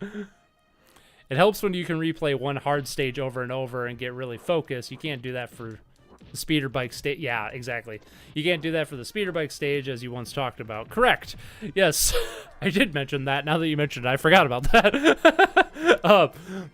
Thank you for remembering a video that I made that I forgot I made. But yeah, the speeder bike is a perfect example of that because, like, it's so early in the game and it requires so much practice to, like, get good at that. Oh, okay. We gotta fight a dinosaur? Oh, a weird bug thing. I think we're about dead here. It's almost time to swap to Mario 3 anyway. Oh no!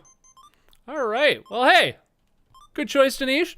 I really like Sonic Blast Man 2. I'm gonna check out the first man, or I'm gonna check out the first man. You know, we're gonna swap to some Mario 3 here. Oh yeah. Ooh, I think you hit the exploding guy's eye to kill them without exploding them. Really? I'm surprised. I've never seen a beat 'em up with that level of precision before, which kind of sucks because I don't know if I can pull that off. We'll have to try that next time I play that game. Interesting. I don't want to say, going back to the lives and continues thing, I don't want to say never design a game with, lives or continues, because I can foresee, a developer using that mechanic as a jumping off point for making something original and something unique. But I think it would have to be in a game that's like really short, or one that is kind of like a roguelike or a roguelite, I guess, that allows you to carry something over or something like that. Like maybe like a game that like on first playthrough or first time through the through a level, you unlock doors, and the doors, like the state of like the level gets saved. So you might have to replay that level, but you've unlocked shortcuts or something. I could see developers like doing something unique with like a live system in a game like that, but I've seen like so many indie games, like actually recent indie games, like I can't think of any off the top of my head, but that have a live system, and it just makes no sense in this day and age. All right, we're gonna switch to Mario 3 here. No, see, there's that Nintendo button layout fucking me over again. I tried to go back. I tried to quit, and they keep pulling me back in. Let's go back. We're gonna go to the NES. Probably should have asked this earlier. I'm gonna play the original version of Mario 3. But you guys tell me what your favorite version is. Do you like the original NES look, or do you like the original NES look and physics, or do you like the Super Mario All-Stars look and physics for this game? Personally, I prefer the NES myself. Oop, that's the wrong button. Let's play SCAT, Special Cybernetic Attack Team, which is actually a pretty decent game. Rumble Station 15-1. Damn. God, 15 games in one. What a deal. They're all awful too. Actually, you know what? We'll get to Mario 3. I'm gonna check this out for like 1 minute. I gotta know what this is. Where'd it go? Rumble Station 15-1. Here we go. We gotta see what this is. I saw a oh yeah, we're off to a great start with Baby Boomer. We got Baby Boomer, Captain Comet. Baby Boomer sounds familiar. Wait a minute. Crystal Mines is a good game, isn't it? That sounds familiar. Menace Beach, Moon Ranger, Operation Secret Storm, Pester Minator? What the hell word is that? Minator? Raid 2020. Raid 2020. Raid Shadow Legends 2020. Robo Demons, Secret Scout, the Paradicus Conflict. Oh my god, what the fuck? Let's try some Baby Boomer here. Oh, I am familiar with this game. I think this was on like an AVGN episode like back in the day. This looks familiar. You could do the GBA version of Mario 3. I've never played the GBA version of Mario 3. I like how the NES 3 looks, but really could have had a save system. Yeah, definitely. I grew up playing All-Stars, never had the NES version for Mario 3 in particular. I think the ability to save is really necessary. Yeah, I agree. It is a long game otherwise. I definitely agree. Warp zones help. Not too much. The warps are kind of hard to get in that game, actually. Like, you basically have to play through all of World 1 before you can even get to the first world, if I remember right. Don't shoot the nuggets! Don't shoot the nuggets, everyone. Oh! This is a shooter? I can't seem to shoot with anything. What the fuck? Where's the... Oh, okay, there we go. All right, this is Baby Boomer.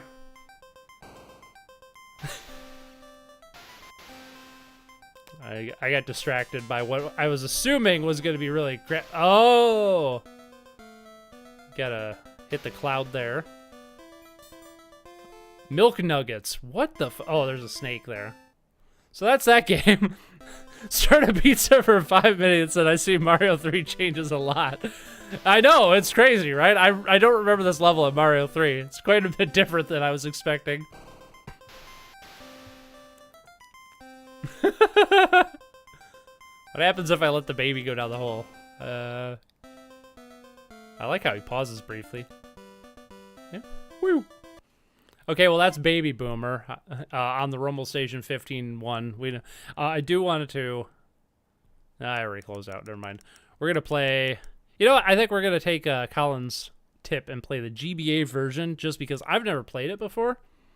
But warp zones kind of defeat the purpose, you know.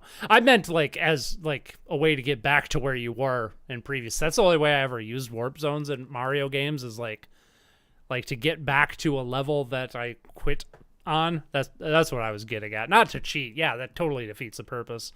Why would you want to like make the game shorter, especially one as great as Mario 3?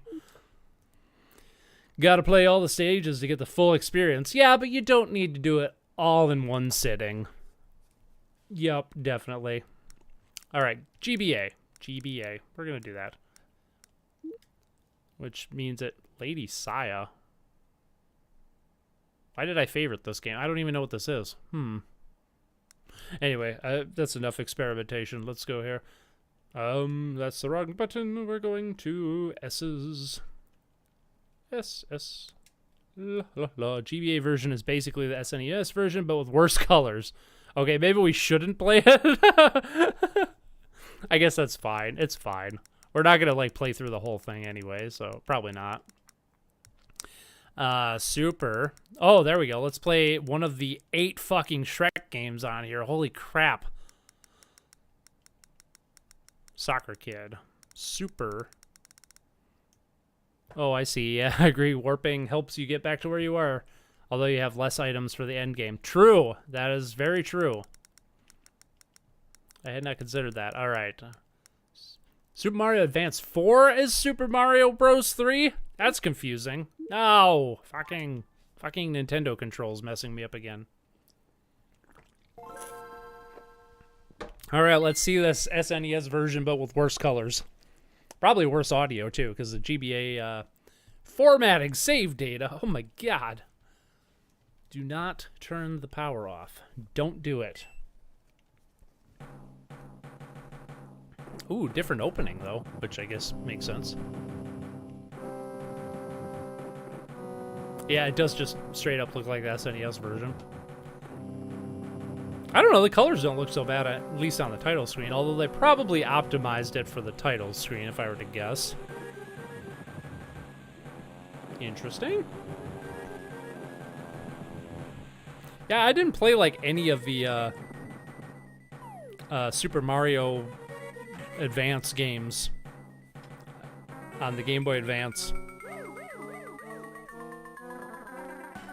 I know they did some weird, interesting, like, port stuff, like the brain fart. Whichever one is Super Mario World, I forget. That might be the first Super Mario Advance.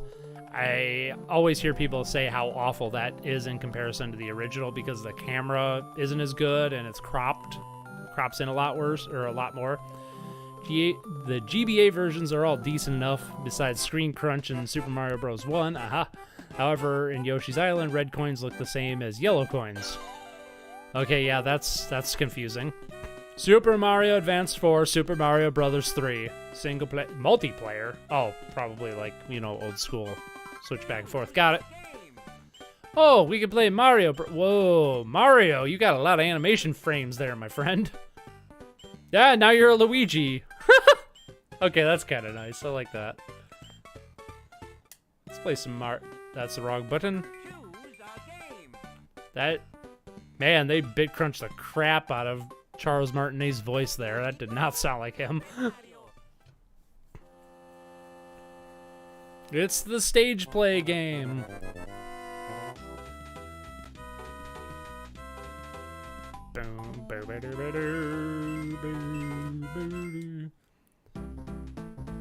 Oh, classic. I might be a little confused because if this is anything like the Super Nintendo version, which sounds like it is, the physics are going to be different. Yes, they absolutely are. Okay. That's going to take some getting used to on my part. Also, the button layout's messing me up. Cool. Let's try that again. Let's try that again. Oh, why? Ugh. Jumps in the wrong spot. No. Oh. Can I? There we. Okay. No, jumps in the wrong spot. Why? All right. Where's jump? There. Okay. Okay. That's backwards. It's fine. I'll make do. I am pro gamer. I can handle this. I'll just keep my button pressed on the, or my thumb pressed on the run button, and I won't forget what the jump button is. Oh, right, that's also the grab button. Just what I needed. Alright, I'm getting used to the backwards controls now. Doesn't look as bad as I thought it would. Guess this came out when the backlit GBA came out. It could just be the emulator, too. Like, the screen on the, most of the GBA systems, except that one last model of SP they released, were notoriously awful. And they washed out all the colors. Oh, God. The backwards button layout is totally messing with me right now. I'm used to jump being on the left side of the controller, or leftmost side of the controller, or run being on the leftmost side of the controller and jump being on the rightmost, but it's completely backwards on this emulating thing here. I wonder if I could change that. I'm not gonna take the time. We'll just work with it. It's fine.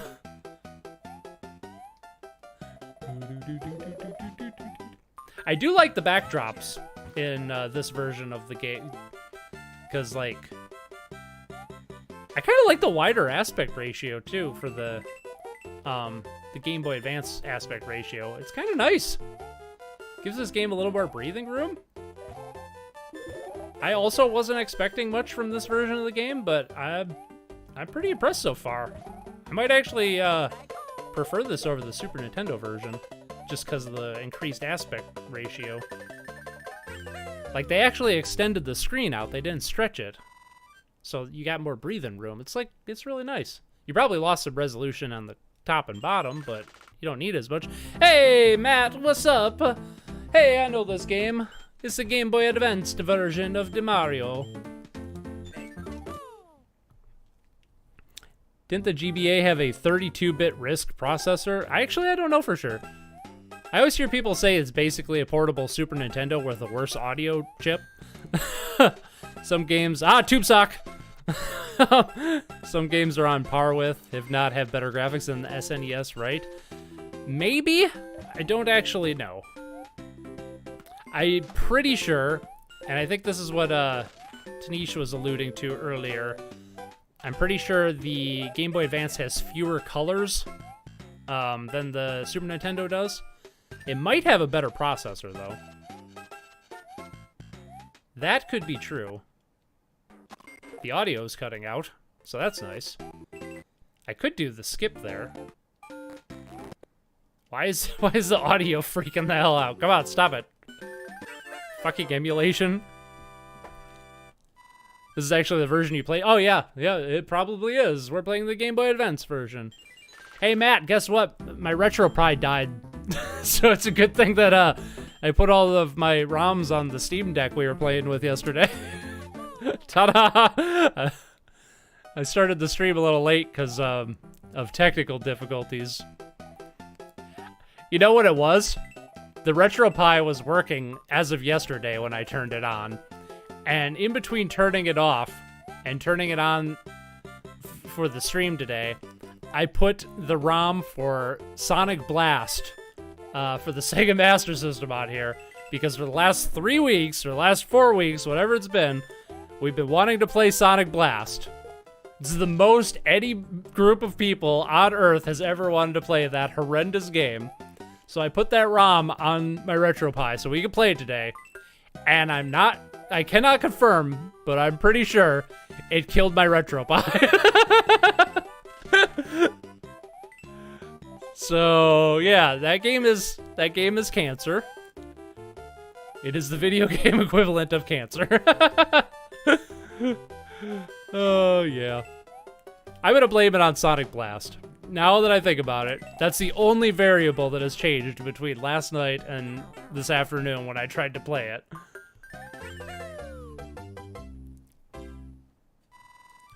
Hey, what's up, Fungi Arts? How you doing? Wasn't expecting you to still be live. Oh, I'm still live. Oh, it's probably because we had a time change. We got stupid frickin' daylight savings time here in America, so a couple weeks ago we went an hour back. So yeah, now I'm earlier in the day for you. I hate daylight savings time. It's the worst. We should just stay on standard time, always. Thank you for the mushrooms there, Toad. Oh, but perfect timing. Yeah, no doubt. Screen was bad for original GBA, so devs compensated with making games a lot brighter, so Mario World does have worse colors on the GBA. Makes sense. The game was up to no good. I know, it just destroyed it. I usually play the NES version of Mario 3, but I feel like the GBA version is probably the best. I might agree with you. Like, this is the first time I've ever played the GBA version, but I'm really liking the, just the aspect ratio of the GBA and the increase, screen real estate you have. Actually, it's really nice. Live Coil is clearly American or is very familiar with America because he also hates daylight savings. Absolutely. It's nighttime. Hey, yep. Well, we're almost there. The sun's starting to go down where I'm at. Sonic Blast bricked my RetroPie, not clickbait. That's amazing. I think what it is, it might not be, when I turned on the RetroPie, I saw like a blinking cursor on a black screen, which since RetroPie, or the RetroPie OS is Linux, and I'm familiar with that error on Linux, that tells me that it's just a boot issue, and that all I have to do is like log in with the console, and open up the terminal and do some Linux wizardry, and I should be able to fix it. So I'm not too worried about it, but it was something that I didn't have time to fix. So I'm just like, yeah, Steam Deck, here we go. You're ready for prime time now. Thankfully, daylight savings time will stop being a thing after next spring. That's actually not true, Matt. I also thought this, but there actually has been no vote. That was a well-established misconception that almost every news media outlet in America misinterpreted. That's not actually a thing. That it was a preliminary vote by the House of Representatives to see if it should be a bill that was brought into the House to be voted on. It got voted as, yes, it is a bill that they should do, but then it lost a preliminary vote for the Senate, and the bill was canceled or killed, and they didn't announce that. So everybody thought that daylight savings time would be ending in the spring, but it's not true, unfortunately. And also, we shouldn't be going on to daylight time permanently. We should be staying on standard time like the rest of the fucking world, and just be normal for once. I might have my facts misconstrued there, but I'm pretty sure that's what's going on. Fun fact, I picked up the GBA version of Super Mario World a few years ago for €15. The package and the manual was also there. Nice.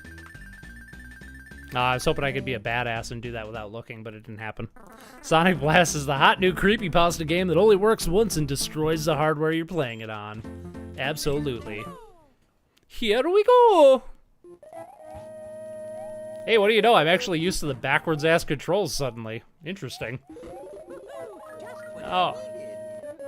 You know what I don't like about this version of the game, though, is Mario fucking talking. I just realized that. Oh, just what I needed. A nuclear waffle. Let's go, it's me, Mario. Shut up, Mario.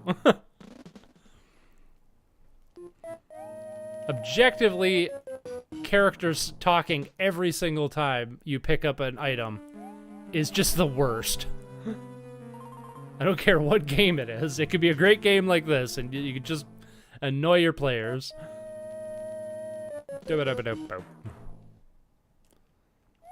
Come on, boomer.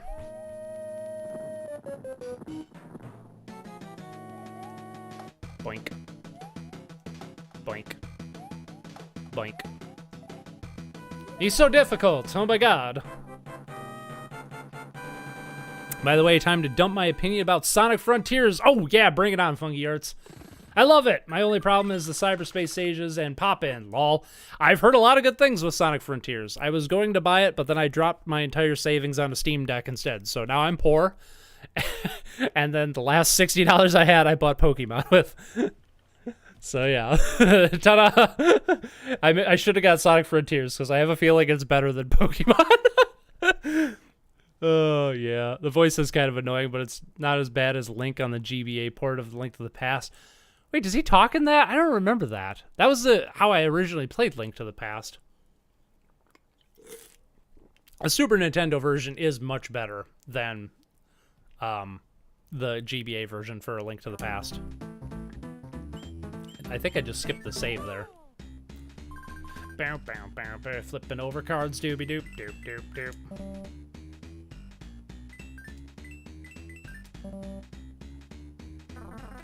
Hooray! I have the best memory. That's cool that you like Sonic Frontiers. I still kind of have high hopes for it. I haven't heard too much about it, but it does seem like a lot of people are really enjoying it. And that makes me happy that it's not just like diehard crazy Sonic fans that like fucking everything that comes out of the series, but everybody, it seems to be getting pretty decent reviews overall. Actually, the funny thing is, it seems like the diehard Sonic fans that hate, or that love everything that Sonic Team shits out are the ones that are complaining the most about Sonic Frontiers, which I find to be funny, because everybody seems to be liking well, maybe not liking it, but at least, you know, saying it's tolerable. I still need to get it, and I do want to play it, because I still think it looks pretty good. And the audio's cutting out again. Cool.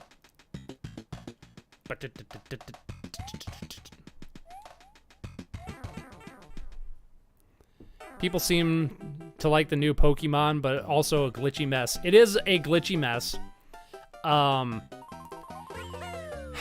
You might not have been on the stream earlier, but I did say that earlier that when the new Pokemon is good, it's the best Pokemon game I've ever played. When it's bad, it's the worst Pokemon game I've ever played. And there's not much in between. There's so much I like about that game, but there's so much, like, annoying crap that they just messed up. One thing that that Ryan and I were talking about last night, because he hasn't played it, and he rightfully said that he didn't want to play this version until, like, he saw how it was being received and everything. But I mentioned how, like, high-level Pokemon that you catch no longer listen to you. And I thought that it originally was that your starter was the only one that would always obey you. But Ryan informed me, and Ryan is always right about this sort of thing, that in the past, as far back as Gen 2, possibly Gen 1, every Pokemon you caught, regardless of how, what level it was, obeyed you no matter what. It was only traded Pokemon that you had the obeyed thing with. And they changed that in this game, so, like, now you catch a higher level Pokemon, and it doesn't listen to you, unless it's your starter. Because I had a Pokemon that I found a way into a higher level area, and I did some accidental grinding, and my entire team went up like 10 levels instantly. And suddenly, the only Pokemon in my party that would listen to me was my starter. Even Pokemon that were previously listening to me. So that was broken. I shouldn't have done that. Why did I do that? Which I think is fine.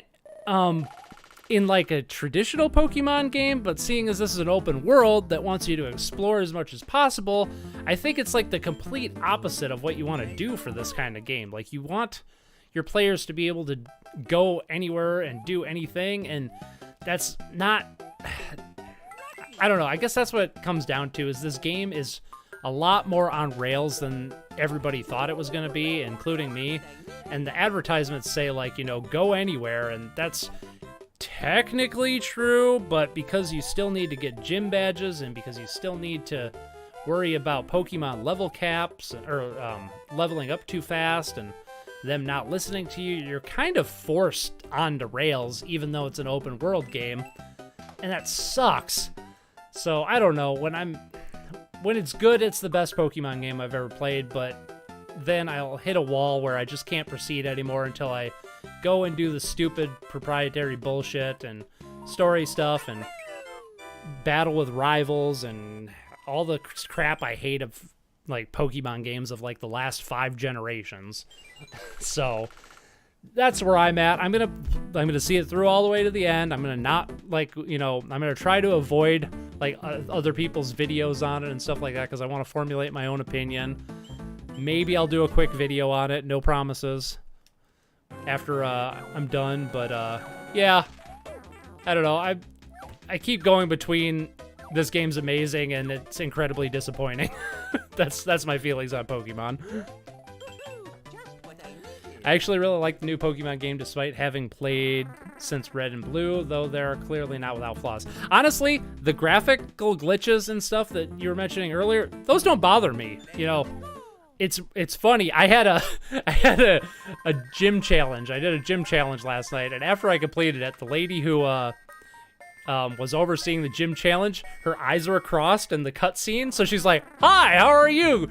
She's like, "Good job on completing the thing." It was so funny. So yeah, I don't know. The graphical glitches are fine. It's something they're clearly gonna fix. I mean, that's, you know, whatever.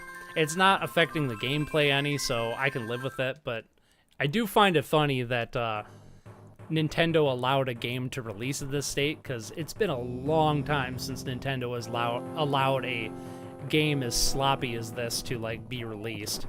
But I think it's just that Nintendo has a mandate that a new Pokemon generation must come out every 3 years like clockwork. And I even went back and I looked it up, and with the exception of going from Ruby and Sapphire to Diamond and Pearl, every generation has been exactly 3 years after the previous generation. So I'm thinking it was just some arbitrary like corporate decision by Nintendo. Like, this game must ship regardless of what condition it's in. But I mean, again, it's not even the graphical stuff that bothers me. It's like the core design is so, I don't know, it's like 1 step forward and like 2 steps back as far as I'm concerned. Did you see the Crazy Frog reference? That was a Crazy Frog reference. In what? In Pokemon? No, I didn't. I promised myself that I would play Sonic Frontiers a year later at a heavy discount. Good job. Yeah, that's good. Didn't vibe with the footage, but I want to see for myself if I would like it and return it if I don't. Yeah, or return it if you don't. Yeah, that's a good choice. Yeah, I mean, $60 is kind of not a price I want to play, or $70 for some games, which is ridiculous. Like, I don't think the new Pokemon was worth $60, but you know, I got it anyway because I'm a sucker for, you know, a series that I've been playing since I was a little kid. Certified seltzer moment here.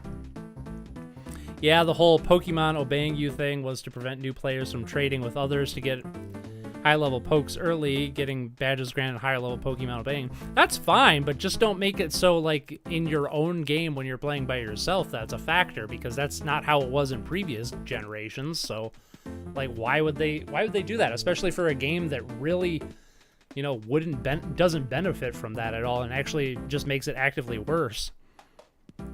I agree, while technically open world, it's balanced like a linear game. Yep.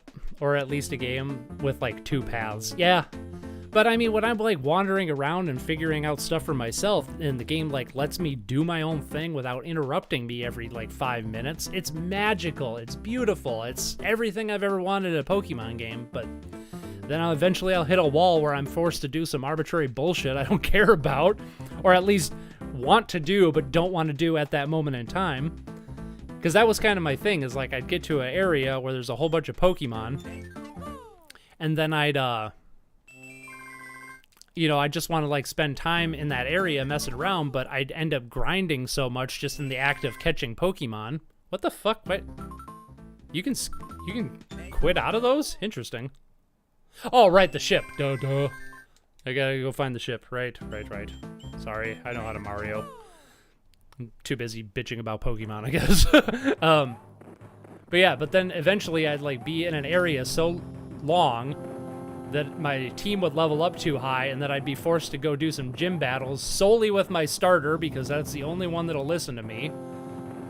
And it just kind of sucks. So, I don't know. They could very easily patch that, and I hope they do, but the fact that they went out of their way to, like, change something that was, like, a rule from at least Generation 2, possibly even the entire series stretching all the way back to Gen 1, they probably did it intentionally.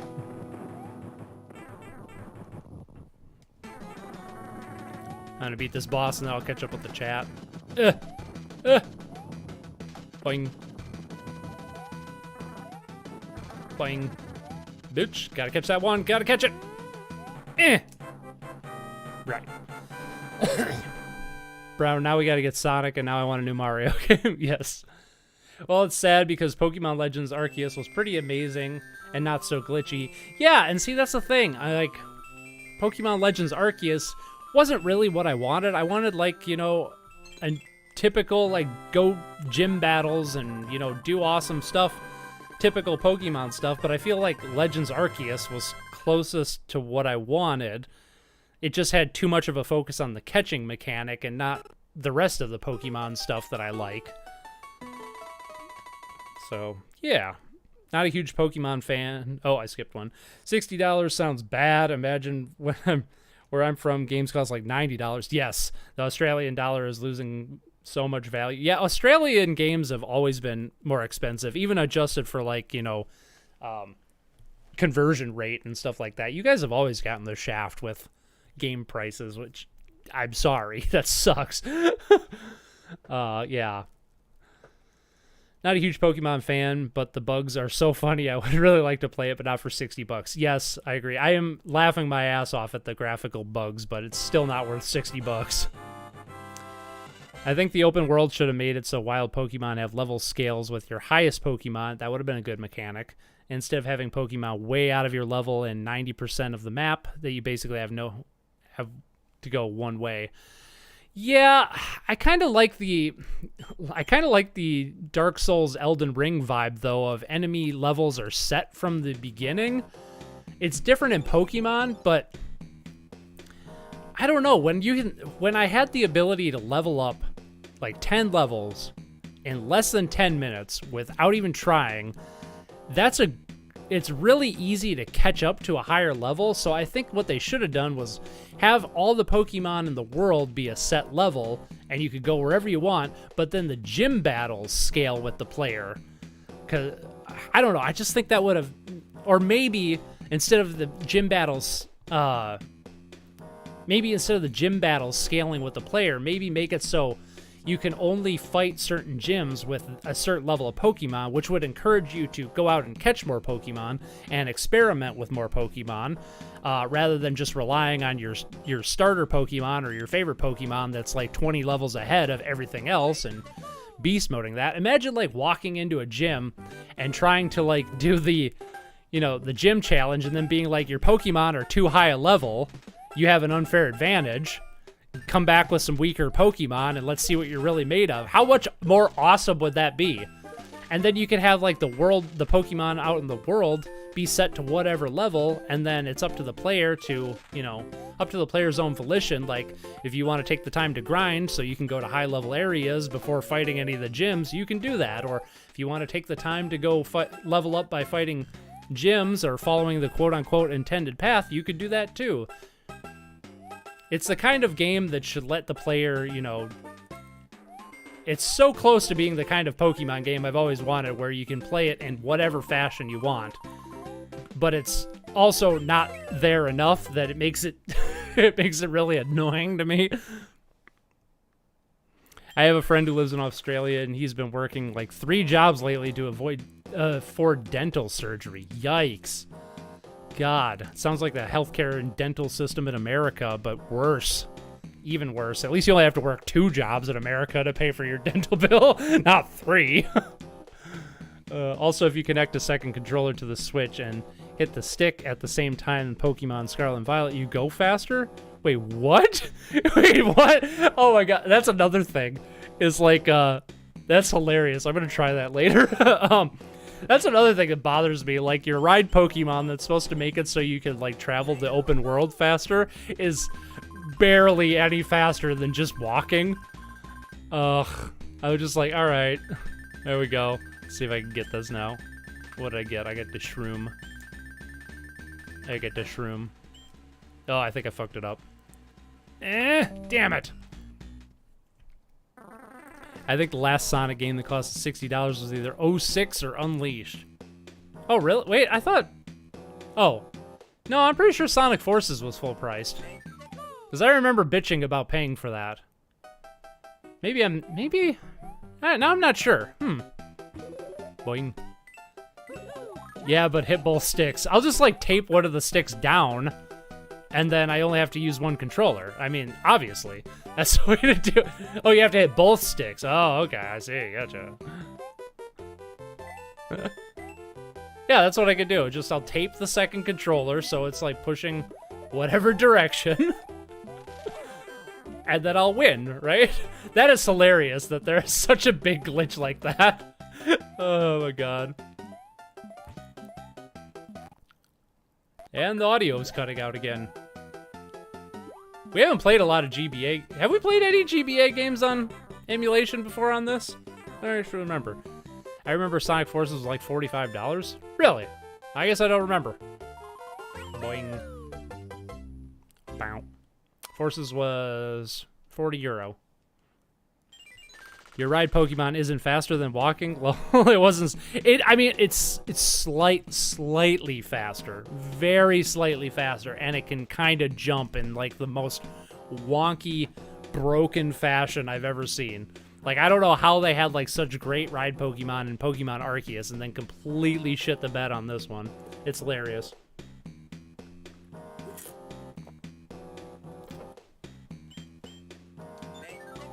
Let's go. But like I said, I'm gonna see it through to the end, and I'm mostly, I don't know. I like what they did with the design of the thwomps there. Or the thwomps. Thwomp. I can never remember. Thwomps. I like the little Japanese, like, headband thing. That's cute. So yeah, I'm gonna see Pokemon through to the end, mostly because I paid money for it, and too much money. It's not worth it. In fact, like, the only game on the Switch that's worth it was, like, Mario Odyssey. Yeah. And Breath of the Wild, which y'all know I'm not a fan of, but at least that game has enough quote-unquote content to justify a price tag of that size. Boop, boop, boo. Boing, boing.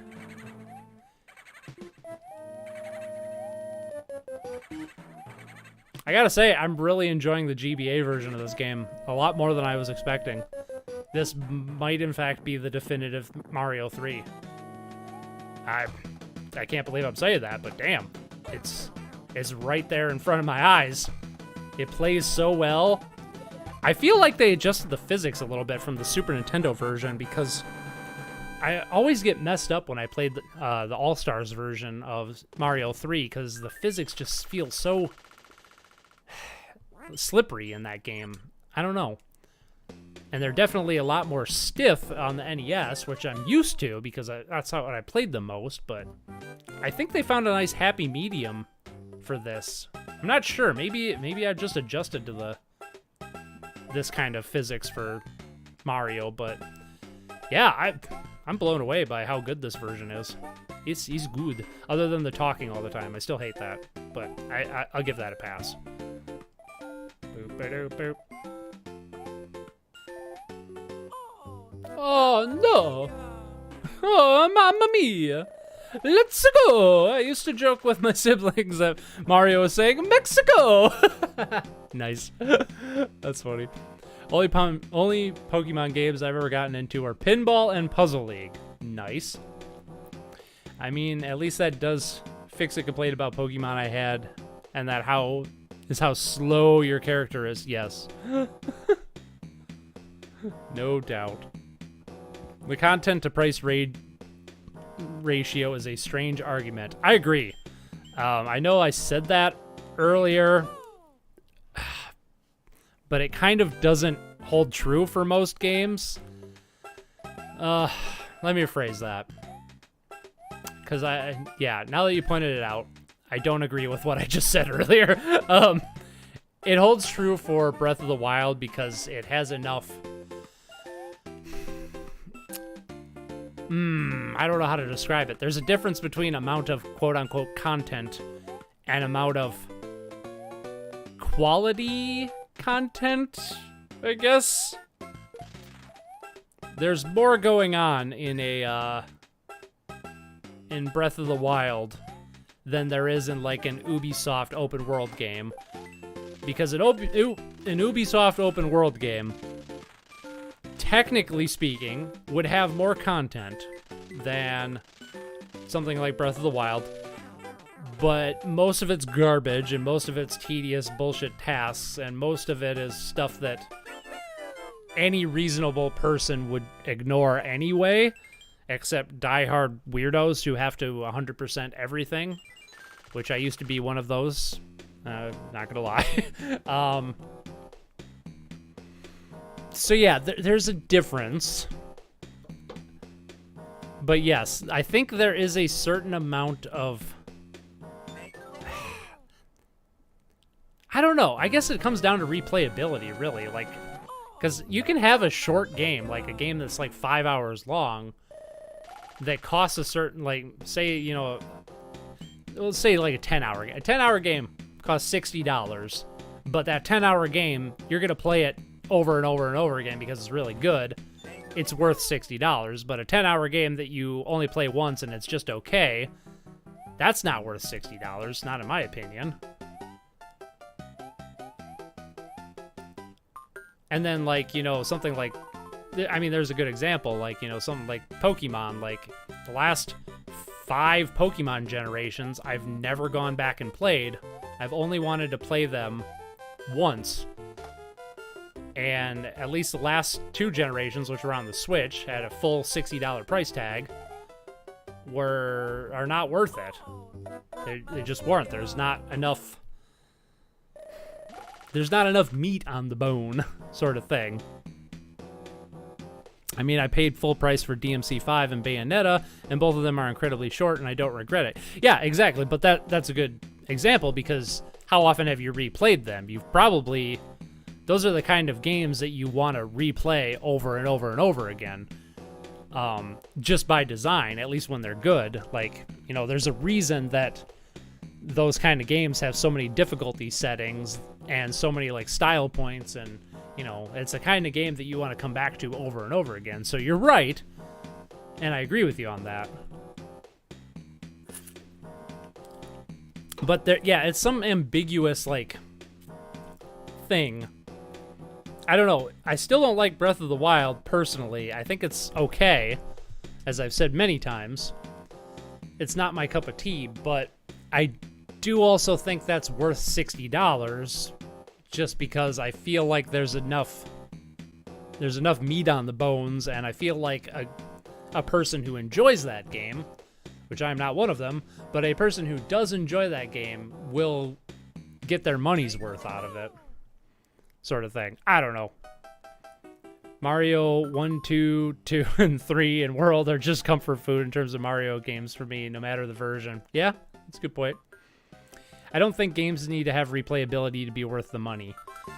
Ooh, all right. Now Matt's throwing a wrench into everything. Okay, and I forgot the buttons again. Get up there, Mario. Okay. Don't need to have replayability to be worth the money. Matt's going to bring up Pony Island. Because we've had this argument before. Some games I have only played once stuck with me due to the emotional investment and intensity during the short time I spent with them.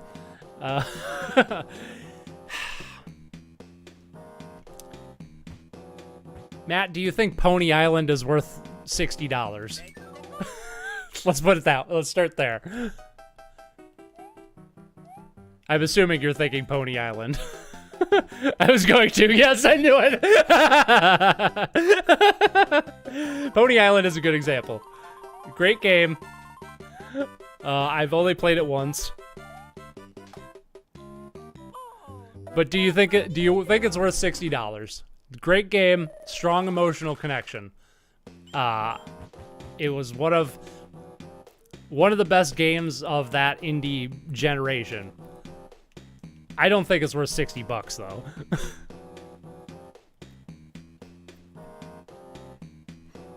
Breath of the Wild was excellent and dense enough with content to justify its price tag. Monetary value is very subjective, absolutely, when it comes to games.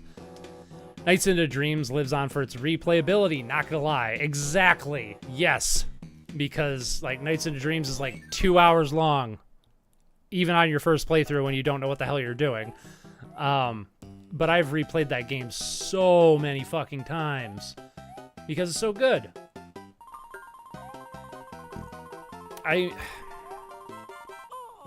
Oh, son of a bitch.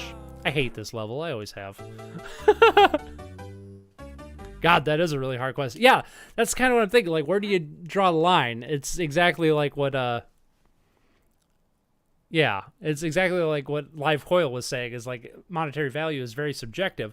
Like, for me, the only games that are really worth $60 are FromSoft's games, because I trust FromSoft to, you know, that it's going to be a game that I'm going to play time and time and time and time and time again. I will never stop playing it. So it's worth $60.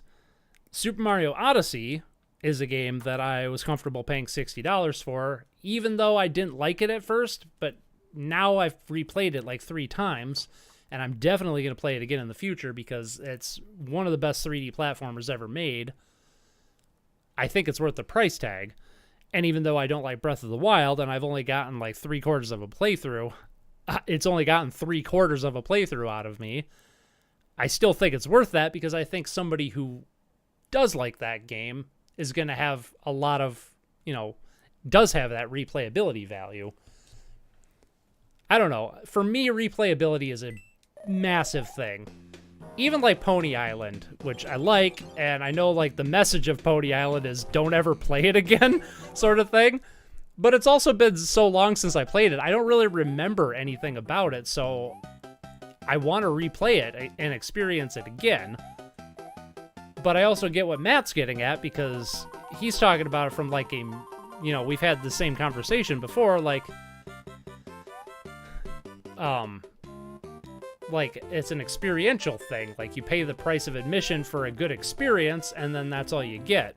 You know, it's like a music festival. You can only experience it once. Ah, shit. I am really fucking this up. I'm too busy critiquing stuff here. Sega, I want a new Knights game. I also want a new Knights game. I would pay a hat in time $60, which I think I did because I bought it on Switch, PS4, and PC. Yeah, yeah. There's a good question, or a good one, because like I would also pay $60 for a hat in time, but it didn't cost $60. I think it was a $40 game on launch. Correct me if I'm wrong. Maybe it wasn't that much. I really don't remember. Or Frogun. Frogun was great. and it's a $15 game, I think I would have paid, you know, I think, and that's another thing, like retroactive value assignment too. Like Frogun, god damn it, that Koopa keeps killing me. What's in here? I forgot what's in here. This just goes back to that other one, I think. Yes. Let's double check. I think that's why I always hated this level, because it's a pinch point. You can't go around it. I could have got the... Yeah, there we go. But Frogun is a game that, when I first saw it, I would not have said, if it were $60, which it wasn't, it was a $15 game, I would have said, no way in hell is that game worth $60. But having played it, played through it twice, and put about 40 hours into it, and the fact that I will definitely be playing it again and again because I really love that game, now I think it is worth $60. It is worth that full price tag. But yeah, I don't know. It's like the value. Why? You know what? Maybe I should use one of the many items I have in my inventory so I don't keep dying on the same fucking Koopa. That would be a smart move. He says as he almost dies on the same fucking Koopa. Come on, Mr. Sun, get your angry ass down, yeah? Okay, he died on the same fucking Koopa. It wasn't that one, it was this one. I could tell, because it's the one I died on. Let's use an item. Where's the... No. What the fuck? Replay data? What the frickin' shit? Certified seltzer moment time. Okay, what do we got? I feel like how much I'll enjoy the game is how I feel it's priced right. Even in terms of retro stuff, like Sushi Striker, I wouldn't say is worth $60, but I would pay $60 for Breath of the Wild. Fair point. See, I only played Odyssey once, and still, though, it was worth it. Also true, yeah. Y'all going to call me crazy, but the best 3D platformers for me personally is Crash Bandicoot 2. That's my favorite playstyle. You like that style of 3D platform? That's acceptable. I'm more into the sandboxy nature of like Mario and Banjo-Kazooie than Crash or Spyro's more level-based design. But yeah, you should really check out Frogun if you haven't, my dude. I think we talked about that actually. But yeah, check out Frogun. It's a great game. It's right up your alley.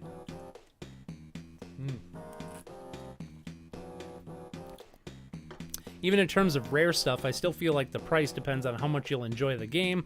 Like, I would totally pay $1,000 for Snatcher, but absolutely not $1,000 for Cheetah Man 2. There's no way in hell I would pay $1,000 for Snatcher.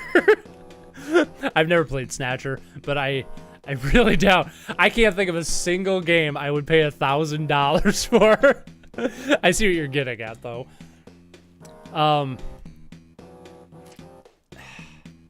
I don't think any game is worth more than $100 for any reason. That's... I have a few games in my retro collection that I've paid more than $100 for, but not many. That's a pretty hard line for me from a collecting standpoint. Yeah. I don't know. I think retro games are... First of all, I don't think Snatcher's worth $1,000. There's so many copies of that game out there. That's just one of those games like Rule of Rose, like I was talking about a few weeks ago, where there's so many copies available. It's not as rare as people think it is. It's not worth the price tag, but retro collectors are kind of, I don't know, arbitrarily keeping the price set that high. Yeah, so platformers that are clearly A to B but have reasons to be replayed, and that's what Crash Bandicoot 2 does with its crate and other gems. Yep. What? There we go, Live Coil. What is the max amount you'd pay for any game? Yeah, like I'd probably never pay over $100 for any single game, no matter how rare. Yeah, I have paid more than $100 for a game, but like I said, it's rare. $100 is pretty hard line that I do not cross without reason. It's gotta, one, be a great game. It can't be a piece of crap with like some random value like Cheetah Man. There's no way I'm gonna fucking, even if I had the money, I don't think I would pony up the money for Cheetah Man. No fucking way. Or Cheetah Man 2. So yeah, I'm gonna say $100 for me. But that's the thing, like, you know, if FromSoft decided they wanted to charge $100 for their games, I'm sure a lot of people would be pissed. I'd be like, yeah, it's worth it. I'll fucking, yeah, take my money. I didn't use an item like I said I was going to. We're gonna die again on this stupid sun. Holy shit. All right. Funny you say that, Noah, because more and more games are now costing $100 here in Australia, like Ratchet & Clank: A Rift Apart. Yeah, again, Australia is a different thing. I'm from a US perspective here. How do I bring up my item menu? What the fuck? Okay, I can't figure out. I keep hitting select, but that brings up like something else. How do I bring up item menu? Or do you... No, I was gonna say, do they change it so you have to do it in level now? Be stupid. What's up, Bob Goldfrog? Welcome, Juicy Chat. I would pay $100 for a continuation or HD remake of Kid Icarus Uprising. Ooh. Yeah, I mean, if they did that, yeah, I think that would be kind of cool. I haven't played much of that game myself, but I know that has like a pretty dedicated cult following, much like the original. Oh my god, I can't get past here. Tornado. We've been on this same level for like 20 minutes because I keep fucking up, because I'm too busy thinking about... Damn it. Thinking about stuff. Seashells, she sells seashells down by the seashores. That song's partially in the retro market in a nutshell. Yes, partially. Retro game prices seem extremely arbitrary most of the time, and I think people like Pat the NES Punk don't know what they're talking about most of the time. Oh man, don't get me started on Pat the NES Punk. I think he's a great guy. You know, I could see myself, you know, having a beer with him or something like that, but I disagree with so much that comes out of his mouth. I had to stop watching him years ago because I couldn't take anymore. Like, yeah. He is very much one of those, like, why can't I bring up my items? Where are they? What? Start. It's not start, is it? Right. I have L and R. Demo card. It's L. It's L. I forgot we're playing on the Game Boy Advance, so I completely forgot that we have buttons. We're gonna get that. Did I actually use it? No, I didn't. Okay, there we go. Controller difficulty. Yes. YouTubers I also disagree with. Video game Donkey. Yeah, I do disagree with Donkey a lot. I think a lot of the time he's trolling, though. But you can tell when he's being serious, and I do disagree with him a lot.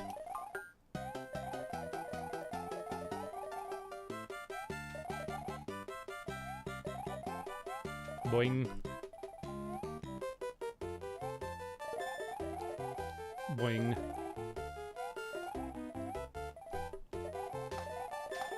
Boingy. Actually, hot take here. Donkey was one of the few... I finally got past this level. I cannot believe it.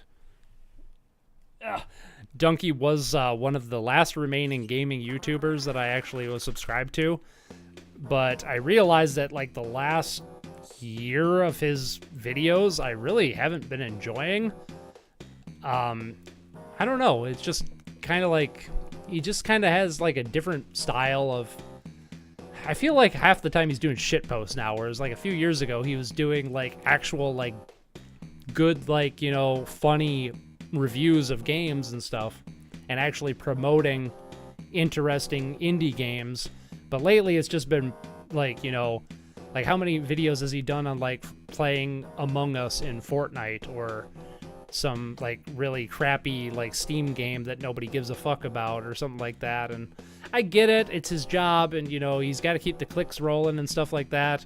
He's clearly much more successful at this YouTube thing than I am, but I don't enjoy watching stuff like that, so I hit the unsubscribe button.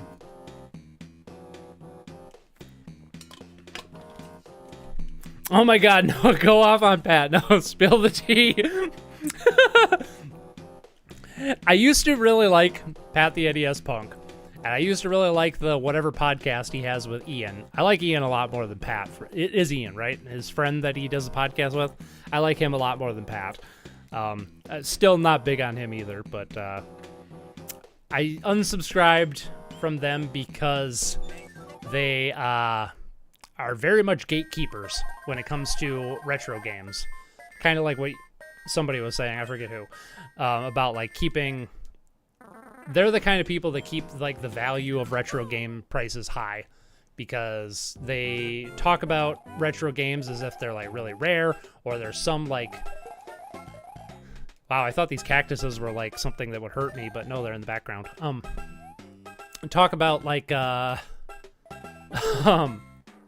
about retro games as if they're like, I don't know, some ancient artifact that must not be tampered with for any reason. Another YouTuber I follow is the 8-Bit guy, who talks about like old computers and stuff like that. You've probably heard of him. He's pretty big. Love his videos. He did a video a few years ago on like making reproduction labels for retro games that had damaged labels, like something he picked up at like Goodwill or whatever. And Pat and whatever his friend's name is, I think it's Ian, went off on him on their podcast about how that is diluting the market and, you know, making it so like the future consumer of those games will be fooled into thinking that they are buying like, you know, some priceless artifact or whatever, when the dude was just cleaning up his personal collection to look better on his personal shelf. But they were so concerned about maintaining the retail value of this hunk of plastic and circuitry that I personally enjoy collecting too, that ultimately has no value at the end of the day. And that kind of shit rubs me the wrong way, because this idea that retro games are some rare commodity that cannot be altered, I just do not agree with that. I cringe when people like buy a rare game and like destroy it or do something like that for clicks. Like, that's not cool, but you know, reprinting a label to make it look better sitting on your shelf is not diluting the market or something like that. And especially because the amount of retro games that are out there, and I'm not talking about like edge cases like Snatcher or like Panzer Dragoon Saga or like Pocky and Rocky 2. I'm talking about most mainstream games like your Marios, your Sonics, your insert sports game here. There are so fucking many copies of those games. There are millions in some cases, that the idea of them selling for a lot of money because of rarity is such bullshit to me. And it's just people like, you know, Pat the NES Punk and other people of like that generation who promote this idea that, you know, these games are rare, that these items are rare, and that, you know, if we don't preserve them on an independent level in every situation, that we're gonna lose them forever or whatever. But I'm gonna be honest with you, the best thing we can do for game preservation is emulation and dumping ROMs and stuff like that. It's not letting it sit on a shelf, because discs are only good for about 50 years. Disc rot is a very real thing. It doesn't matter how well you preserve your discs. They're going to be gone in 50-ish years. And cartridges are estimated to last for only a little over 100 years. It doesn't matter how well you preserve your cartridges or anything like that. They're gonna rot, they're gonna die, they're gonna fall apart. That's not preserving games. There's nothing you can do to preserve the physical piece of retro memorabilia for long periods of time. Game preservation is on the game level, not the physical level. And yeah, so there's me spilling the tea. Like I said, I wouldn't, because that's what I'm going. Yeah, let's go. Yeah, he said that Sonic fans review bomb their own games, which is ridiculous. Yeah, that sounds about right. Only Donkey videos I recall watching were Sonic R and Mario Lost Levels. Good videos. I do tend to watch other gaming channels, but I also watch more animators. Noodle, I like Noodle stuff. Is the perfect blend for my taste. Snarky talks about gaming stuff, and his animation is great. Have you watched, I'm not a big fan of his opinions, but, damn it, total brain fart. What is their name? It's spelled Funky, like F-U-N-K-E, but I think it's pronounced Funk. Yeah, he does like really good like CG animation. Talks about like a lot of like FPSs and stuff like that. Don't quite agree with a lot of their opinions, but I really like their style. So there's that. Yeah, Ian and Completely Unnecessary Podcast. That's what it was. Yeah. Him and Pat are total gatekeepers, not likable guys. Yeah, there's that. NBA 2K22. Yeah, like, you know, how many copies of NBA 2K2 do we need? Or 2K22. Exactly. Oh, another pyramid level. How is it diluting the market? Most people who have respect for the originals even have the text reproduction label on the label itself. And that's the thing, like, you can tell when it's a reproduction cartridge. You're not fooling anybody. Like, you know, you might fool like an individual buyer if they're buying off of eBay and taking a chance on that or something like that. But yeah, like if you were to buy something like that and put it in your collection, you're going to be able to tell if it's a reproduction label or not. So I really don't think it matters. And again, I think most people that are buying that don't give a damn. I have reproduction copies of games on my shelf right alongside my legit Sega Genesis games, because sometimes that's the only copy I can find that, you know, Golden Axe 3 is a good example. I bought a reproduction copy of that game because I wanted it in English, and because at the time I bought it, there weren't very many legit copies of the Japanese version available, and all the ones that were on eBay were like well over $150. So I'm like, yeah, no way in hell am I gonna pay that. But hey, here's a reproduction cartridge in English with a reproduction manual inside as well, and it's $50. Yeah, why not? And I don't care. I just want to be able to play the game and, you know, collect and stuff like that. This is a dead end. My God. Yeah.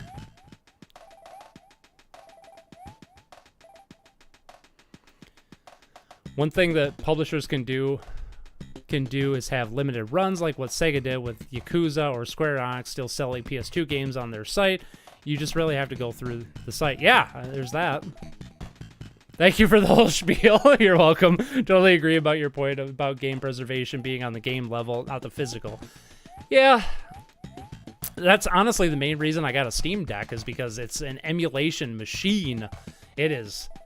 The fact that I can, like, very easily play all my Steam games, as well as a shit ton of emulators, and, you know, build up a collection and stuff like that, and, you know, hang out with you guys and just randomly hop from game to game and take requests. Like, that's awesome. Like, you can't do that, like, if all you have are physical games, and I do like collecting physical games. It's fun.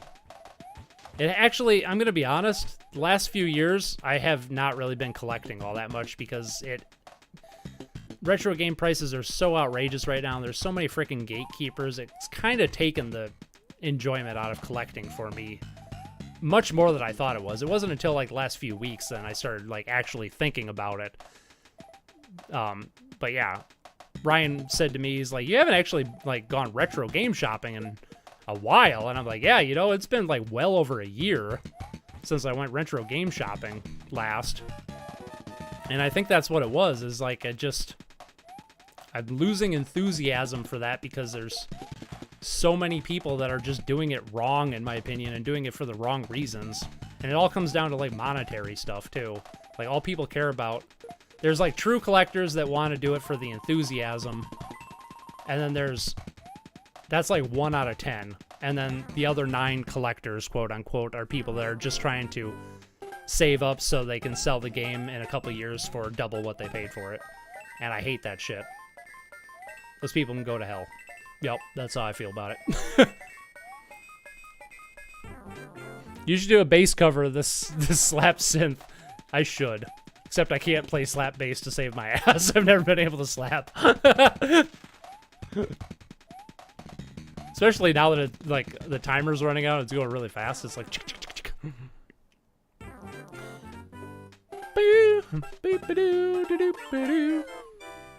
I bought Sonic 3 on the Mega Drive, and I gotta say, I do mostly go back to that version of the game. PAL games age mostly whenever they aren't that well optimized. Oh, PAL games age mostly whenever they aren't that well optimized. Ah, yes. Best way to play Sonic 3 is Sonic 3 Air? A-I-R? I don't know what that is. As a big collector for many years, I have some point on the collecting that I agree with on this gatekeeping side, but in my opinion, as of late, is way closer to yours. And it's the same reason I got a Steam Deck. Yes.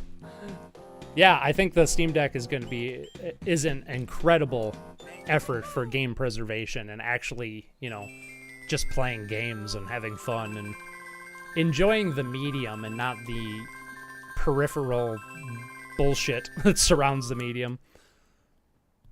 I think the only retro Sonic game that was PAL optimized for the resolution was Knuckles Chaotix. Gross. Although I'm aware the music in 2 and 3 was adjusted. Ah, yes. All right, we're finally at the second airship. That took way longer than it should have. Too much spilling of the tea and ranting about Nintendo on this stream. It's okay. We should change this from retro game hopping to Noah's sassy chat. Oh no, it's a Mario, it's shit.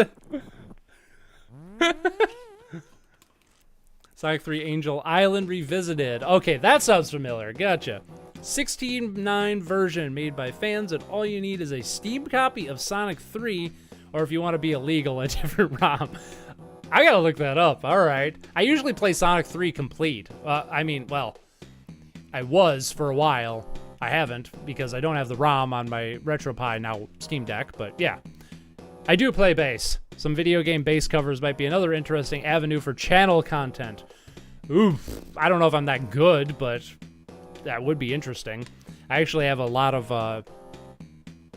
interesting ideas for this upcoming year of stuff. I'm planning an update video early in January, possibly like January 1st, to kind of give you guys a update, because Matt knows about it, but and a couple of my former patrons when I had a Patreon know about it, but I've kind of been working on a new direction for my channel for about 3 years now that I haven't really talked about because it's taken a lot of work and a lot of time to get to where I'm at, but I'm getting really close to being able to start, stepping into this new direction of the channel.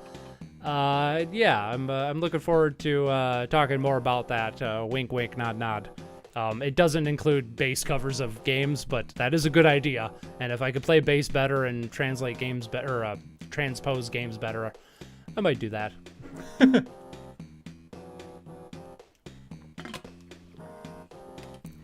I mostly do pirate a lot of retro games. For shame, says the guy with a Steam Deck that has 14,000 ROMs on it right now. All of which I ripped off my personal shelf. Absolutely.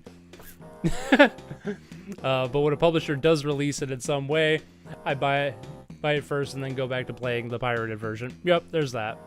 I still suck at guitar and I can only play Among Us drip theme and Super Mario Bros. Theme. Nice. Unless they do a bad job of re-releasing it like Sonic Colors. Oh, was that a bad version? Oh, no, I didn't want to go to the castle. Jesus Christ, this is like 5 o'clock already. We've been like just going to town on this stream with some amazing discussions. I love it. I'm getting very tired and I'm almost out of water though, so Gonna have to wrap it up soon.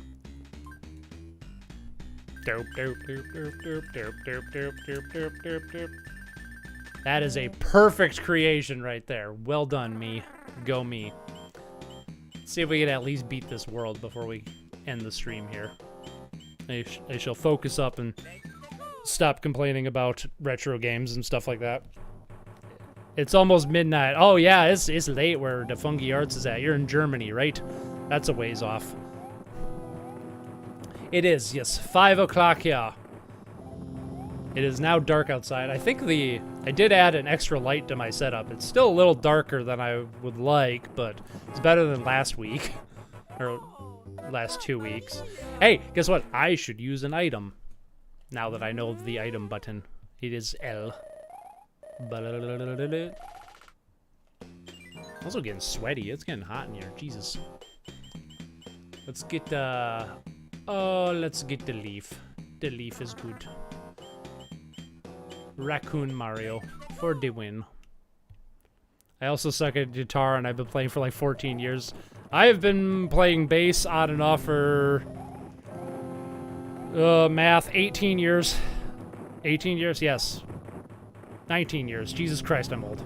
And I'm competent. I can play my own songs. I could never play other people's songs. I mostly just fiddle around. It's a hobby for me. It's not like something I pursue as, no, I don't want that.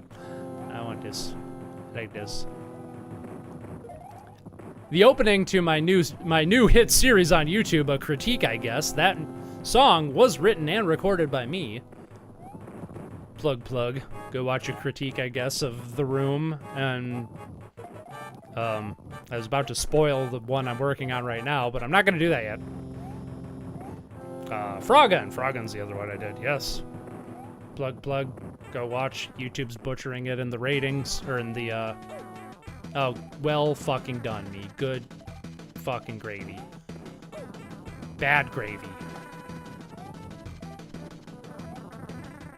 Jesus, fuck!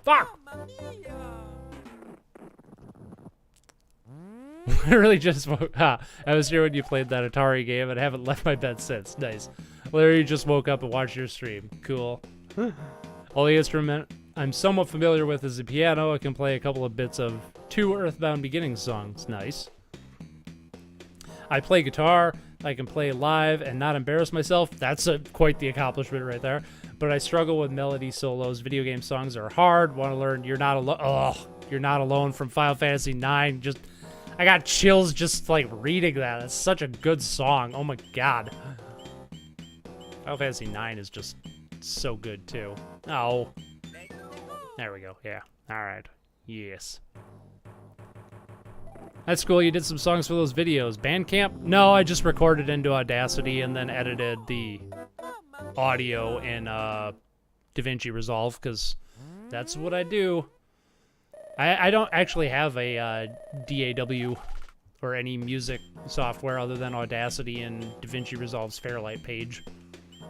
I'm not much of an audio guy. I know basic audio stuff to make it sound good in addition to video. I have been working in the video realm, not professionally, as a hobby for going on 15 years now, and I'm much more comfortable with that software. I tried to install Reaper, and I got a trial version of Reaper. My brain could not process what the hell I was looking at. Yeah. I did have Fruity Loops back in the day, now called FL Studio. I think that's what Matt uses. I didn't see that bullet bill. I did play around with that a little bit back in the day, but that was the extent of my actual music creation software. Boing, boing, boing. Boing.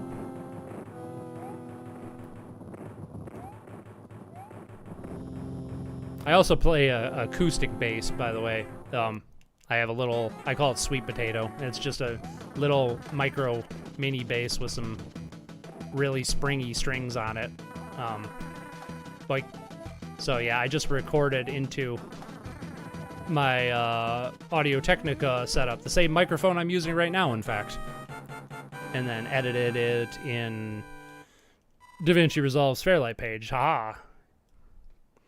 I wanted to play piano for a while, but my hands literally can't spread wide enough to play a lot of songs. Nice.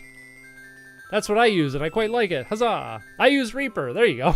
You never have to pay for it. I can't master. I just use it for editing and indexing music into multiple tracks. I guess mastering is all I have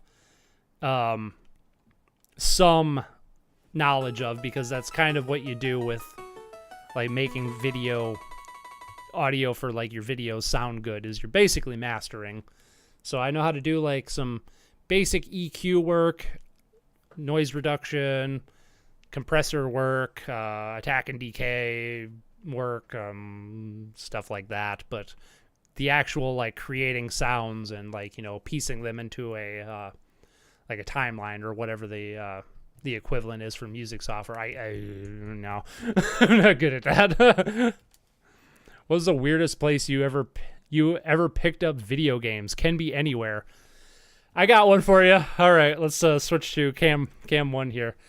That is Mario for the night. We're gonna call it quits here as soon as we're done having some discussions. And then we'll start there next time, perhaps. Who knows? We'll probably come back to Mario 3 at some point. It's a good game. Oh, we didn't get to Parasite Eve. I forgot that was on the list. Oh well, we'll start with that next time. So yeah. Okay, weirdest place I ever picked up video games. Okay, I got a few. The one that comes to mind, though, is the day that I bought... I was talking with this guy on this old bulletin board, old shady-ass southwestern Wisconsin bulletin board called Midwest MWT. I forget what it is. Midwest something. Doesn't exist anymore. Shady-ass freaking bulletin board just for South Central Wisconsin.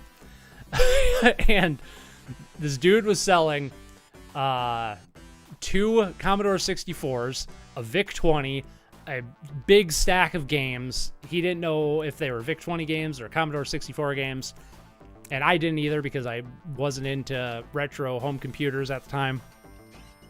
He also was selling disk drives and a fucking monitor and a really old like dot matrix printer for the Commodore 64, and it was only like 20 miles from my house, so it wasn't too far. So I grabbed my cousin Alex, who you guys know as Martin, because I didn't want to go, you know, to some random stranger's house by myself. I told my parents where we were going, just in case. So grabbed my cousin Alex, and I was probably like 18 at the time. No, I was probably a little older. I was probably 20, which means Alex would have been like 13 or 14. He was pretty young. And so we went to this dude's house, and all of his shit was in the basement. And so we go down into his basement, and the whole basement is just like floor to ceiling, like old stereos and old CD players and like old record players and like old game consoles and stuff like that. And everything was for sale. And I was just there for the Commodore 64 stuff because he was selling all that stuff I mentioned earlier for like $50.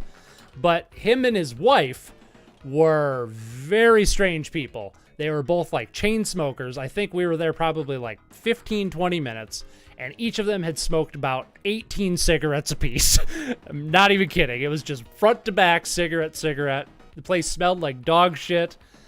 Because their dog just like went all over the place. Some of the electronics, like he said, don't go over there. The dog likes to poop over there, sort of thing. Very strange dude. He was like a Vietnam War veteran, had a lot of like stories. He wasn't the most politically correct guy, to put it lightly. He said, you know, I think his exact words were, "I was glad to see you weren't Mexican," when I showed up. And so I kindly paid the man, got all my Commodore 64 stuff, and got the fuck out of there. And he's like, "Well, come on back." And I'm like, "Oh yeah, sure, I'll do that." So might not be the weirdest place I ever bought video games from, but it's up there. So there's that. Oh, yeah. All right, I better head off. It's 10 and I need to eat breakfast. Well, enjoy your breakfast. I'm about to go take a shower and put my pajamas on for the night. Ta-da. Oh, yeah. What a crazy story. Yeah, that's probably my most crazy one. The fun of living out in the country and buying video games. It's like, I did that so much, just going to random people's houses to buy crap. Sounds like a normal day in America. You're not too far off. I mean, rural America is kind of like that, if we're being honest. Well, as much fun as I am having with you guys, I am quite... As I beat the shit out of the microphone. As much fun as I'm having with you guys, I'm quite tired. And I need to get up tomorrow so I can actually do some work and try to get something done this week before Thanksgiving. Happy Thanksgiving to those of you who celebrate it. I'll be back next week regardless and stuff like that. Should be back on track now. Last week was a fluke. But yeah, we'll be back on. Thanks for joining me for this wonderful retro game hopping, complain about Nintendo, spill the tea on Pat the NES Punk and other retro gatekeepers stream. We'll see what shenanigans we get into next time. So thanks once again, guys. I'll see you next week. Goodbye.